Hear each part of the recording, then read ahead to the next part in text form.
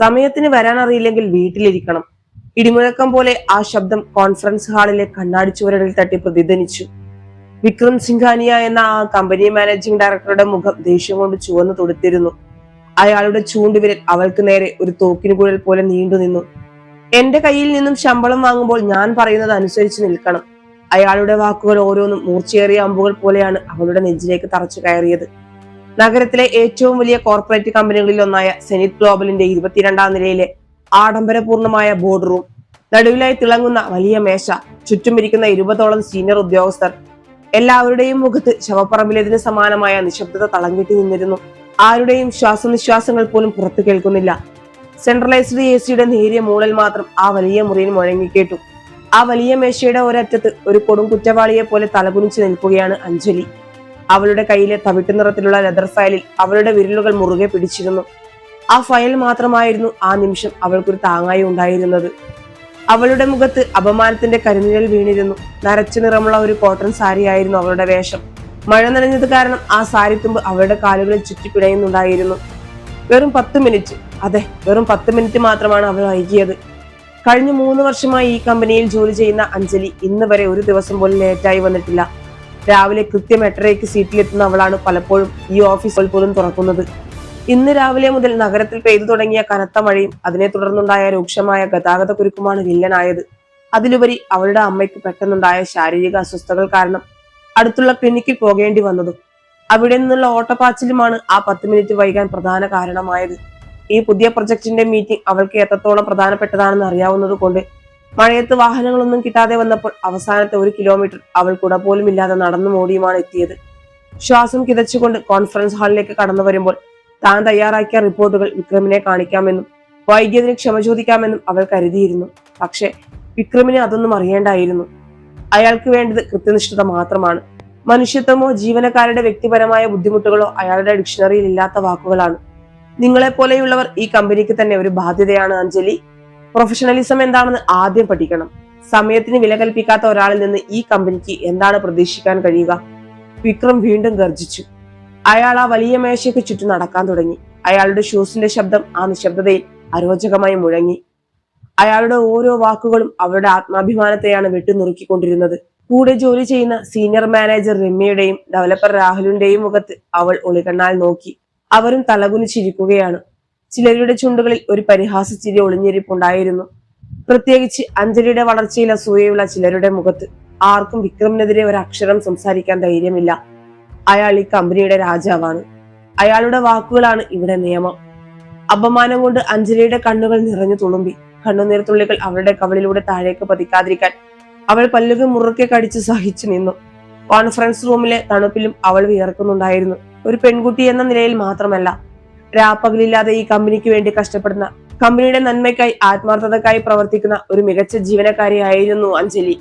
അതുകൊണ്ട് തന്നെ എല്ലാവരുടെയും മുമ്പിൽ വെച്ച് അപമാനിക്കപ്പെടുന്നത് അവൾക്ക് സഹിക്കാൻ പറ്റുമായിരുന്നില്ല.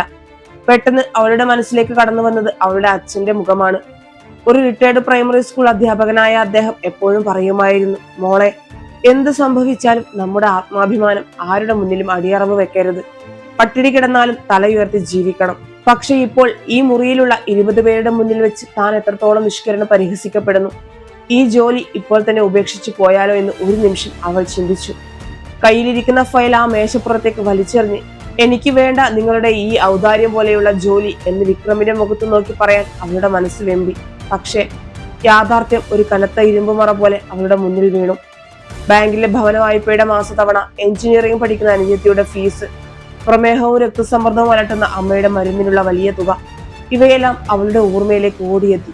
ഒരു സാധാരണ മധ്യവർഗ കുടുംബത്തിലെ പെൺകുട്ടിക്ക് തന്റെ സ്വന്തം ആത്മാഭിമാനത്തെക്കാൾ വലുത് കുടുംബത്തിന്റെ പട്ടിണി മാറ്റുക എന്നതാണല്ലോ എന്ന സത്യം അവളെ വല്ലാതെ തളർത്തി. ആ സമയം അവൾക്ക് നിസ്സഹായതയോടെ നിൽക്കാനല്ലാതെ മറ്റു വഴിയില്ലായിരുന്നു. വിക്രം തന്റെ കസേരയിലേക്ക് തിരികെയിരുന്നു. അയാൾ തന്റെ ടൈ ഒന്ന് നേരെയാക്കി. ഇനി ആരെങ്കിലും മീറ്റിംഗിൽ വൈകി വന്നാൽ അവർ പിറ്റേ ദിവസം മുതൽ ജോലിക്ക് വരേണ്ടതില്ല. ഇത് എന്റെ അവസാനത്തെ മുന്നറിയിപ്പാണ്. അഞ്ജലി, നിങ്ങൾ അവിടെ തന്നെ നിൽക്കുക. മീറ്റിംഗ് കഴിയുന്നത് വരെ നിങ്ങൾക്ക് കസേരയിൽ ഇരിക്കാൻ അനുവാദമില്ല. അത്രയും പറഞ്ഞ് അയാൾ തന്റെ മുന്നിലിരിക്കുന്ന ലാപ്ടോപ്പിലേക്ക് ശ്രദ്ധ തിരിച്ചു. മീറ്റിംഗ് തുടർന്നു. പുതിയ പ്രൊജക്ടിന്റെ റിപ്പോർട്ടുകളും കോടിക്കണക്കിന് രൂപയുടെ കണക്കുകളും മേശയ്ക്ക് ചുറ്റും പറന്നു നടന്നു. പ്രൊജക്ടറിലെ വെളിച്ചം മാറി മാറി വീണുകൊണ്ടിരുന്നു. എന്നാൽ അഞ്ജലിയുടെ കാതുകളിൽ അതൊന്നും കയറുന്നുണ്ടായിരുന്നില്ല. അവൾ ആ മേശയുടെ തിളങ്ങുന്ന പ്രതലത്തിൽ തന്റെ മങ്ങിയ രൂപം നോക്കി നിന്നു. കാലുകൾ വേദനിക്കാൻ തുടങ്ങിയിരുന്നു. പക്ഷെ അവളുടെ കണ്ണുനീർ ഇപ്പോൾ പൂർണ്ണമായും വറ്റി തുടങ്ങി. അപമാനത്തിന്റെ നീറ്റൽ പതിയെ പുതിയൊരു വികാരത്തിന് വഴിമാറുന്നത് അവൾ അറിഞ്ഞു. അത് കേവലം സങ്കടമായിരുന്നില്ല, വിക്രമനോടുള്ള ഭയമായിരുന്നില്ല, മറിച്ച് തിളച്ചുമറിയുന്ന ഒരുതരം തണുത്ത കോപമായിരുന്നു. പ്രതികാരത്തിന്റെ ഒരു ചെറിയ തീപ്പൊരി അവളുടെ ഉള്ളിൽ വീണു കഴിഞ്ഞിരുന്നു. അവൾ തന്റെ കണ്ണുകൾ പതുക്കെ ഉയർത്തി വിക്രമിനെ നോക്കി. അയാളുടെ മുഖത്ത് തന്റെ അധികാരം പ്രയോഗിച്ചതിന്റെ വിജയവും അഹങ്കാരവും ഉണ്ടായിരുന്നു. മുന്നേറുന്ന ഒരു പെൺകുട്ടിയെ എല്ലാവരുടെയും മുന്നിൽ വെച്ച് അപമാനിച്ചതിന്റെ ക്രൂരമായ സന്തോഷം ആ കണ്ണുകളിൽ തിളങ്ങി നിന്നു. അഞ്ജലിയുടെ ചുണ്ടുകളിൽ നേരിയ എന്നാൽ അർത്ഥഗർഭമായ ഒരു പുഞ്ചിരി വിടർന്നു. ഇല്ല, തോറ്റുകൊടുക്കാൻ അവൾ തയ്യാറല്ലായിരുന്നു. ഈ മുറിയിൽ നിന്ന് കണ്ണീരൊഴുക്കി പടിയിറങ്ങി പോകുന്നവളല്ല താനെന്ന് അയാളെ ബോധ്യപ്പെടുത്തേണ്ടതുണ്ട്. അപമാനിതയായ അവൾ ആ ജോലി ഉപേക്ഷിക്കുമോ, അതോ പകരത്തിന് പകരം ചോദിക്കുമോ? ആ ചോദ്യത്തിനുള്ള ഉത്തരം അവളുടെ കണ്ണുകളിലെ അചഞ്ചലമായ ദൃഢനിശ്ചയത്തിലുണ്ടായിരുന്നു. അവൾ കാത്തിരിക്കാൻ തീരുമാനിച്ചു. തന്റെ അറിവും കഴിവും ഉപയോഗിച്ച് തന്നെ അപമാനിച്ച ഇതേ വേദിയിൽ വെച്ച് തന്നെ അയാൾക്കുള്ള തക്കതായ മറുപടി നൽകാൻ കൊടുങ്കാറ്റിന് മുൻപുള്ള നിശബ്ദത പോലെ അവളുടെ ഉള്ളിലെ തീ ആളിക്കത്താൻ തുടങ്ങുന്നതേ ഉണ്ടായിരുന്നുള്ളൂ. ആ നിൽപ്പിൽ ഒരു പുതിയ അഞ്ജലി ജനിക്കുകയായിരുന്നു. നീ എന്തിനാ അഞ്ജലി ആ രാക്ഷസന്റെ മുന്നിൽ ഇങ്ങനെ തലകുനിച്ച് നിന്നത്? നിനക്ക് രണ്ടു വാക്ക് തിരിച്ചു പറയാമായിരുന്നില്ലേ? ആർക്കും അറിയാത്ത കാര്യമാണോ കമ്പനിയുടെ വളർച്ചയ്ക്ക് നിന്റെ രാപ്പകലില്ലാത്ത അധ്വാനം ഉണ്ടായിരുന്നെന്ന്? ലേഡീസ് വാഷ്റൂമിലെ വലിയ കണ്ണാടിക്ക് മുന്നിൽ നിന്ന് മുഖത്തേക്ക് തണുത്ത വെള്ളം കോരിയൊഴിക്കുമ്പോൾ അഞ്ജലിയുടെ കാതുകളിൽ മുഴങ്ങിയത് ഉറ്റ സുഹൃത്തും സഹപ്രവർത്തകയുമായ നേഹയുടെ വാക്കുകളായിരുന്നു. നേഹയുടെ ശബ്ദത്തിൽ സങ്കടത്തെക്കാളേറെ ദേഷ്യമായിരുന്നു നിഴലിച്ചിരുന്നത്. മുഖത്തെ വെള്ളത്തുള്ളികൾ ടിഷ്യൂ പേപ്പർ കൊണ്ട് ഒപ്പിയെടുക്കുമ്പോൾ അഞ്ജലി കണ്ണാടിയിലെ തന്റെ പ്രതിബിംബത്തിലേക്ക് ഒന്ന് സൂക്ഷിച്ചു നോക്കി. അവളുടെ കണ്ണുകളിൽ ചുവപ്പ് പടർന്നിരുന്നു. പക്ഷെ അതിൽ കണ്ണീരിന്റെ നനവില്ലായിരുന്നു. അപമാനത്തിന്റെ അലയൊലികൾ അവളുടെ മുഖത്തു നിന്ന് മാഞ്ഞു തുടങ്ങിയിരുന്നു. പറയാമായിരുന്നു നേഹ. അഞ്ജലി വളരെ ശാന്തമായി മറുപടി നൽകി. വെറും വാക്കുകൾ കൊണ്ട് തീർക്കാൻ കഴിയുന്നതല്ല വിക്രം സിംഘാനിയ എനിക്ക് നൽകിയ ഈ അപമാനം. തൊഴിലുടമ എന്ന അധികാരം വെച്ച് ഒരു സ്ത്രീയുടെ ആത്മാഭിമാനത്തെയാണ് അയാൾ ഇന്ന് ആ മീറ്റിംഗ് ഹാളിൽ വെച്ച് പിച്ചു ചീന്തിയത്. അതിന് ഞാൻ മറുപടി കൊടുത്തിരിക്കും. വെറും വാക്കുകൾ കൊണ്ടല്ല, പ്രവൃത്തിയിലൂടെ. എന്റെ നിശബ്ദത എന്റെ തോൽവിയാണെന്ന് അയാൾ കരുതിയിട്ടുണ്ടാകാം. പക്ഷേ അതൊരു തുടക്കം മാത്രമാണ് നേഹ. അഞ്ജലിയുടെ ആ മറുപടിയിൽ പതിവില്ലാത്തൊരു വന്യതയുണ്ടായിരുന്നു.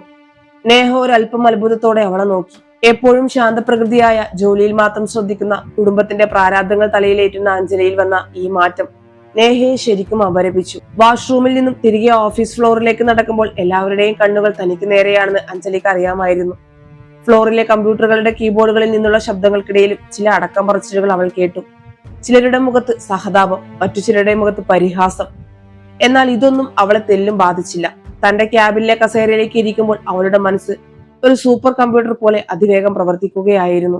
രാവിലെ വിക്രമിന്റെ മുന്നിൽ വിറച്ചു നിന്ന ആ പെൺകുട്ടി അവിടെ വെച്ച് തന്നെ മരിച്ചിരുന്നു. കമ്പനിയുടെ ഏറ്റവും വലിയ സ്വപ്ന പദ്ധതിയായ പ്രൊജക്ട് നെക്സസ് ആയിരുന്നു ഇപ്പോൾ വിക്രമിന്റെ പ്രധാന ലക്ഷ്യം. ജപ്പാനിൽ നിന്നുള്ള ഒരു വൻകിട കോർപ്പറേറ്റ് ഗ്രൂപ്പുമായി കോടിക്കണക്കിന് രൂപയുടെ ഒരു ഡീൽ. ആ പ്രൊജക്ടിന്റെ ചീഫ് ഡാറ്റ അനലിസ്റ്റ് അഞ്ജലി ആയിരുന്നു. വിക്രമിന് പോലും മനസ്സിലാകാത്ത പല സാങ്കേതിക വിവരങ്ങളും കണക്കുകളും അവളുടെ വിരൽത്തുമ്പിലാണുള്ളത്. തന്റെ കമ്പ്യൂട്ടറിൽ ലോഗിൻ ചെയ്ത് അവൾ ആ പ്രൊജക്ടിന്റെ കോൺഫിഡൻഷ്യൽ ഫയലുകൾ ഓരോന്നായി പരിശോധിക്കാൻ തുടങ്ങി. സാമാന്യത്തിൽ കവിഞ്ഞ ഒരു ശ്രദ്ധ അവൾ ഓരോ അക്കങ്ങൾക്കും നൽകി. സമയം വൈകുന്നേരം 6 മണി കഴിഞ്ഞു. ഓഫീസിലെ ജീവനക്കാർ ഓരോരുത്തരായി വീട്ടിലേക്ക് മടങ്ങി തുടങ്ങി. വലിയ ഗ്ലാസ് ജനാലകൾക്കപ്പുറം നഗരം വർണ്ണശബളമായ വിളക്കുകളാൽ അണിഞ്ഞൊരുങ്ങാൻ തുടങ്ങിയിരുന്നു. മഴ വീണ്ടും ചാറി തുടങ്ങി. റോഡുകളിലെ വാഹനങ്ങളുടെ നീണ്ട നിര ഒരു ചുവന്ന നദി പോലെ ഒഴുകുന്നു. സെൻട്രൽ എസിയുടെ നേരിയ മൂളൽ മാത്രം കേൾക്കാവുന്ന ആ വലിയ ഫ്ലോറിൽ അഞ്ജലിയും അവളുടെ ലാപ്ടോപ്പ് മാത്രം ബാക്കിയായി. അവളുടെ കണ്ണുകൾ സ്ക്രീനിലെ അക്കങ്ങളിലൂടെ അതിവേഗം സഞ്ചരിച്ചു. വിക്രം ജാപ്പനീസ് നിക്ഷേപകർക്ക് നൽകാൻ തയ്യാറാക്കിയിരുന്ന ഫൈനൽ റിപ്പോർട്ടും കമ്പനിയുടെ യഥാർത്ഥ ബാലൻസ് ഷീറ്റും തമ്മിൽ അവൾ താരതമ്യം ചെയ്തു. ആദ്യമൊന്നും അവൾക്ക് പ്രത്യേകിച്ച് പൊരുത്തക്കേടുകൾ തോന്നിയില്ല.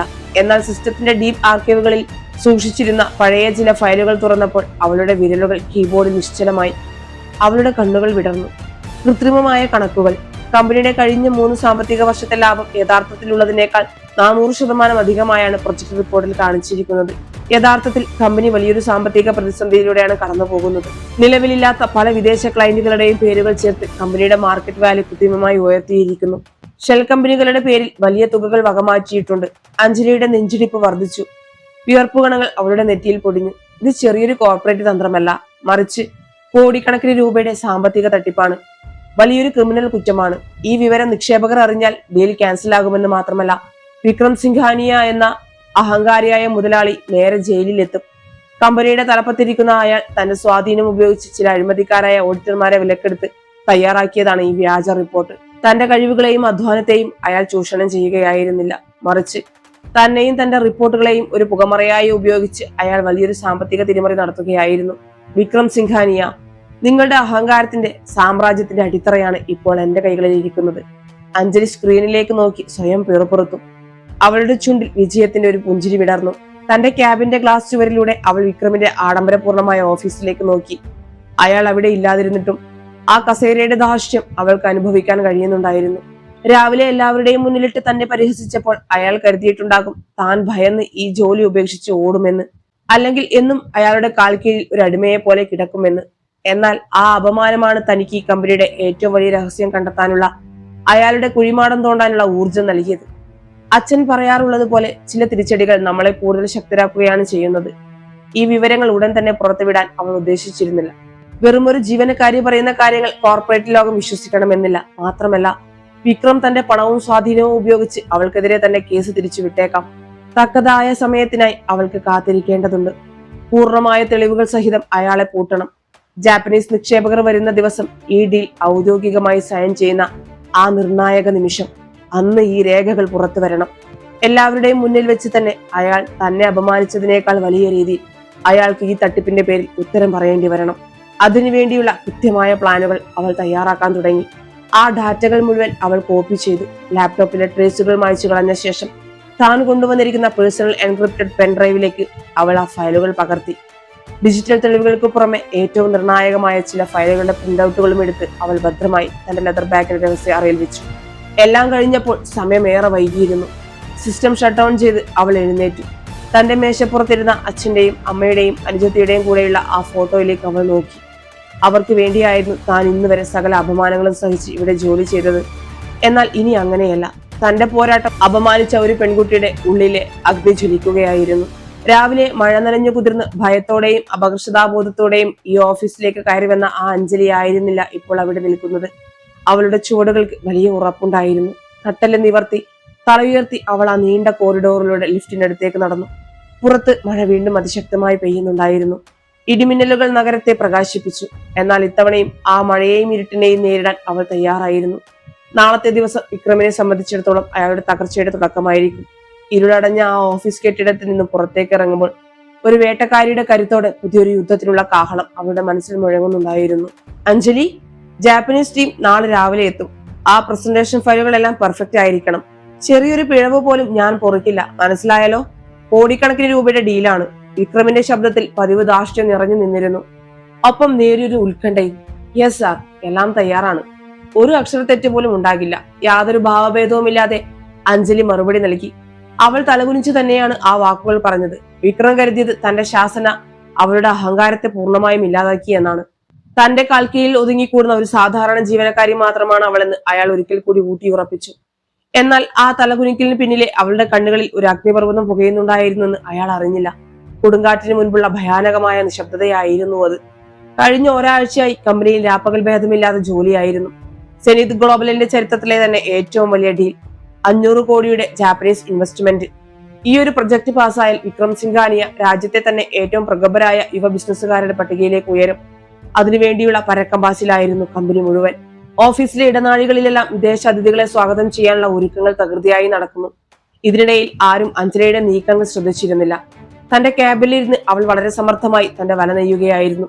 അഞ്ജലി തന്റെ സിസ്റ്റത്തിൽ 2 തരം പ്രസന്റേഷനുകൾ തയ്യാറാക്കിയിരുന്നു. ഒന്ന് വിക്രം കാണാൻ ആഗ്രഹിക്കുന്ന വർണ്ണാഭമായ നുണകൾ നിറഞ്ഞ വ്യാജ റിപ്പോർട്ട്, കമ്പനിയുടെ കഴിഞ്ഞ 3 വർഷത്തെ ലാഭം വാനോളം ഉയർത്തി കാണിക്കുന്ന ഇല്ലാത്ത ക്ലയന്റുകളുടെ വിവരങ്ങൾ ഉൾക്കൊള്ളുന്ന ഫയലുകൾ. രണ്ടാമത്തേത് നഗ്നമായ സത്യങ്ങൾ അടങ്ങുന്ന റിപ്പോർട്ട്, കമ്പനിയുടെ യഥാർത്ഥ സാമ്പത്തിക തകർച്ചയും വിക്രം തന്റെ സ്വാധീനം ഉപയോഗിച്ച് നടത്തിയ ഷെൽ കമ്പനി ഇടപാടുകളും വ്യാജ ഓഡിറ്റ് റിപ്പോർട്ടുകളും അക്കമിട്ട് നിരത്തുന്ന വ്യക്തമായ തെളിവുകൾ. 2 റിപ്പോർട്ടുകളും ഒരേ ഫോൾഡറിലായിരുന്നു അവൾ സേവ് ചെയ്തത്. ഒരു പ്രത്യേക കീബോർഡ് ഷോർട്ട്കട്ട് അമർത്തിയാൽ സ്ലൈഡുകൾ തമ്മിൽ മാറുന്ന രീതിയിലാണ് അവൾ ആ പ്രസന്റേഷൻ പ്രോഗ്രാം ചെയ്തിരിക്കുന്നത്. അതിനുവേണ്ടിയുള്ള കോഡിംഗ് അവൾ വളരെ സൂക്ഷ്മതയോടെയാണ് ചെയ്തത്. IT ഡിപ്പാർട്ട്മെന്റിന് പോലും കണ്ടുപിടിക്കാൻ കഴിയാത്തത്ര വിദഗ്ധമായി.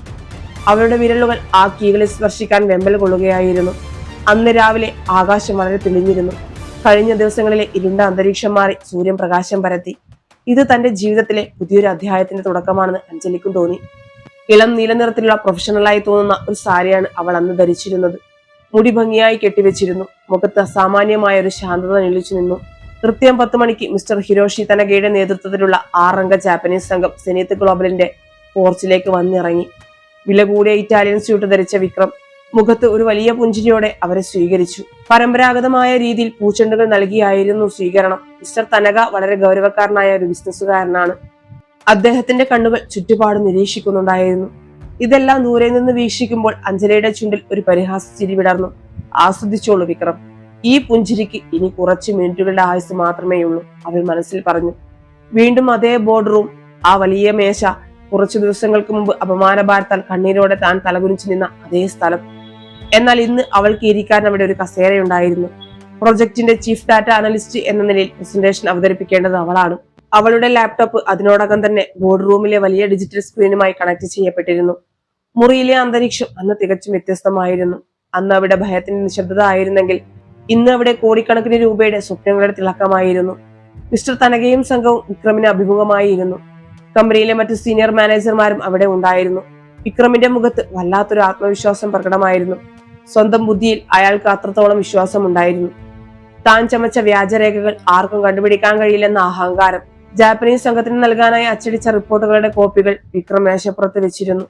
ലേഡീസ് ആൻഡ് ജെന്റിൽമാൻ, സെനീത്ത് ഗ്ലോബലിന്റെ ഭാവിയിലേക്കുള്ള ഏറ്റവും വലിയ ചുവടുവയ്പിലേക്കാണ് നാം കടക്കുന്നത്. മിസ്റ്റർ തനക, ഈ കമ്പനിയുടെ കഴിഞ്ഞ 3 വർഷത്തെ സാമ്പത്തിക വളർച്ചയും നിങ്ങളുടെ നിക്ഷേപം എത്രത്തോളം സുരക്ഷിതമാണെന്നും ഞങ്ങളുടെ ചീഫ് അനലിസ്റ്റ് മിസ് അഞ്ജലി ഇപ്പോൾ സ്ക്രീനിൽ വിശദീകരിക്കും, വിക്രം ഇംഗ്ലീഷിൽ ഗാംഭീര്യത്തോടെ പറഞ്ഞു. ശേഷം അയാൾ അഞ്ജലിക്ക് നേരെ തിരിഞ്ഞ് ഒരു നോട്ടം എറിഞ്ഞു. തുടങ്ങിക്കോളൂ എന്നായിരുന്നു ആ നോട്ടത്തിന്റെ അർത്ഥം. ആ നോട്ടത്തിൽ അധികാരത്തിന്റെ ഗർവ് വ്യക്തമായിരുന്നു. അഞ്ജലി പതുക്കെ തന്റെ സീറ്റിൽ നിന്നും എഴുന്നേറ്റു. കയ്യിലെ ഡിജിറ്റൽ പോയിന്റർ അവൾ മുറുകെ പിടിച്ചു. അവളുടെ കൈകൾ തെല്ലും വിറയ്ക്കുന്നുണ്ടായിരുന്നില്ല. ഹാളിലെ ലൈറ്റുകൾ മങ്ങി. എല്ലാവരുടെയും ശ്രദ്ധ ആ വലിയ സ്ക്രീനിലേക്കായി. അഞ്ജലിയുടെ ഹൃദയമിടിപ്പ് കൂടി. അവൾ ഒന്ന് ദീർഘമായി ശ്വാസമെടുത്ത് വിക്രമിന്റെ മുഖത്തേക്ക് നോക്കി. അയാൾ അവളെ നോക്കി ചെറുതായി ഒന്ന് തലകുലുക്കി. പിന്നെ അവൾ മിസ്റ്റർ തനകയുടെ മുഖത്തേക്ക് നോക്കി. ഇത് അവസാനത്തെ കളിയാണ്. അവൾ കീബോർഡിലെ ആ പ്രത്യേക കീകൾക്ക് മുകളിൽ വിരലമർത്തി. സ്ക്രീനിൽ ആദ്യത്തെ സ്ലൈഡ് തെളിഞ്ഞു. സത്യത്തിന്റെയും കള്ളത്തിന്റെയും ഇടയിലുള്ള നേർത്ത അതിർവരമ്പ് അവൾ ഭേദിക്കാൻ തുടങ്ങുകയായിരുന്നു. സ്ക്രീനിൽ തെളിഞ്ഞ ആദ്യത്തെ സ്ലൈഡ് കണ്ടപ്പോൾ വിക്രമിന്റെ ചുണ്ടിൽ വിജയത്തിന്റെ ഒരു മന്ദഹാസം വിരിഞ്ഞു. സെനീത്ത് ഗ്ലോബലിന്റെ ലോഗോയും അതിന് താഴെ സാമ്പത്തിക വളർച്ചയുടെ പുതിയ പടവുകൾ എന്ന തലക്കെട്ടും വലിയ അക്ഷരങ്ങളിൽ തിളങ്ങി നിന്നു. ഹാളിന്റെ ഇരുട്ടിൽ ആ വെളിച്ചം വിക്രമിന്റെ മുഖത്ത് ഒരു സുവർണ ശോഭ പരത്തി. മിസ്റ്റർ തനകയും സംഘവും വളരെ ശ്രദ്ധയോടെ സ്ക്രീനിലേക്ക് നോക്കി. അഞ്ജലി തൊണ്ടയെന്ന് ശരിയാക്കി. ഗാംഭീര്യമുള്ള ശബ്ദത്തിൽ സംസാരിക്കാൻ തുടങ്ങി. അവളുടെ ശബ്ദത്തിൽ യാതൊരു പതർച്ചയും ഉണ്ടായിരുന്നില്ല. സ്വന്തം കഴിവിൽ പൂർണ്ണ വിശ്വാസമുള്ള ഒരു മികച്ച പ്രൊഫഷണലിന്റെ ശബ്ദമായിരുന്നു അത്. ബഹുമാന്യരായ അതിഥികളെ, സെനീത്ത് ഗ്ലോബലിന്റെ കഴിഞ്ഞ 3 വർഷത്തെ സാമ്പത്തിക രേഖകളാണ് നാം ഇവിടെ പരിശോധിക്കുന്നത് എന്ന് പറഞ്ഞുകൊണ്ട് അവൾ അടുത്ത സ്ലൈഡിലേക്ക് മാറി. സ്ക്രീനിൽ ഒരു വലിയ ഗ്രാഫ് തെളിഞ്ഞു. എന്നാൽ വിക്രം പ്രതീക്ഷിച്ചതുപോലെ അത് മുകളിലേക്ക് കുതിക്കുന്ന ഒരു പച്ച നിറത്തിലുള്ള രേഖയായിരുന്നില്ല.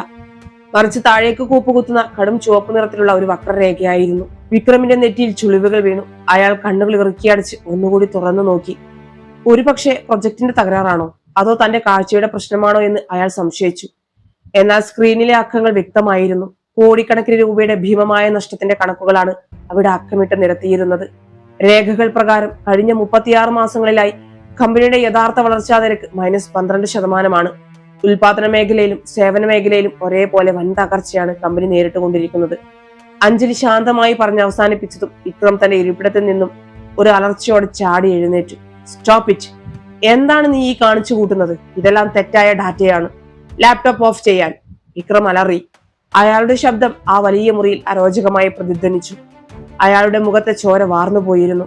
ധാർഷ്ട്യത്തിന് പകരം ഇപ്പോൾ അവിടെ ഭയം ഇഴഞ്ഞു നടക്കാൻ തുടങ്ങിയിരുന്നു. ക്ഷമിക്കണം മിസ്റ്റർ വിക്രം.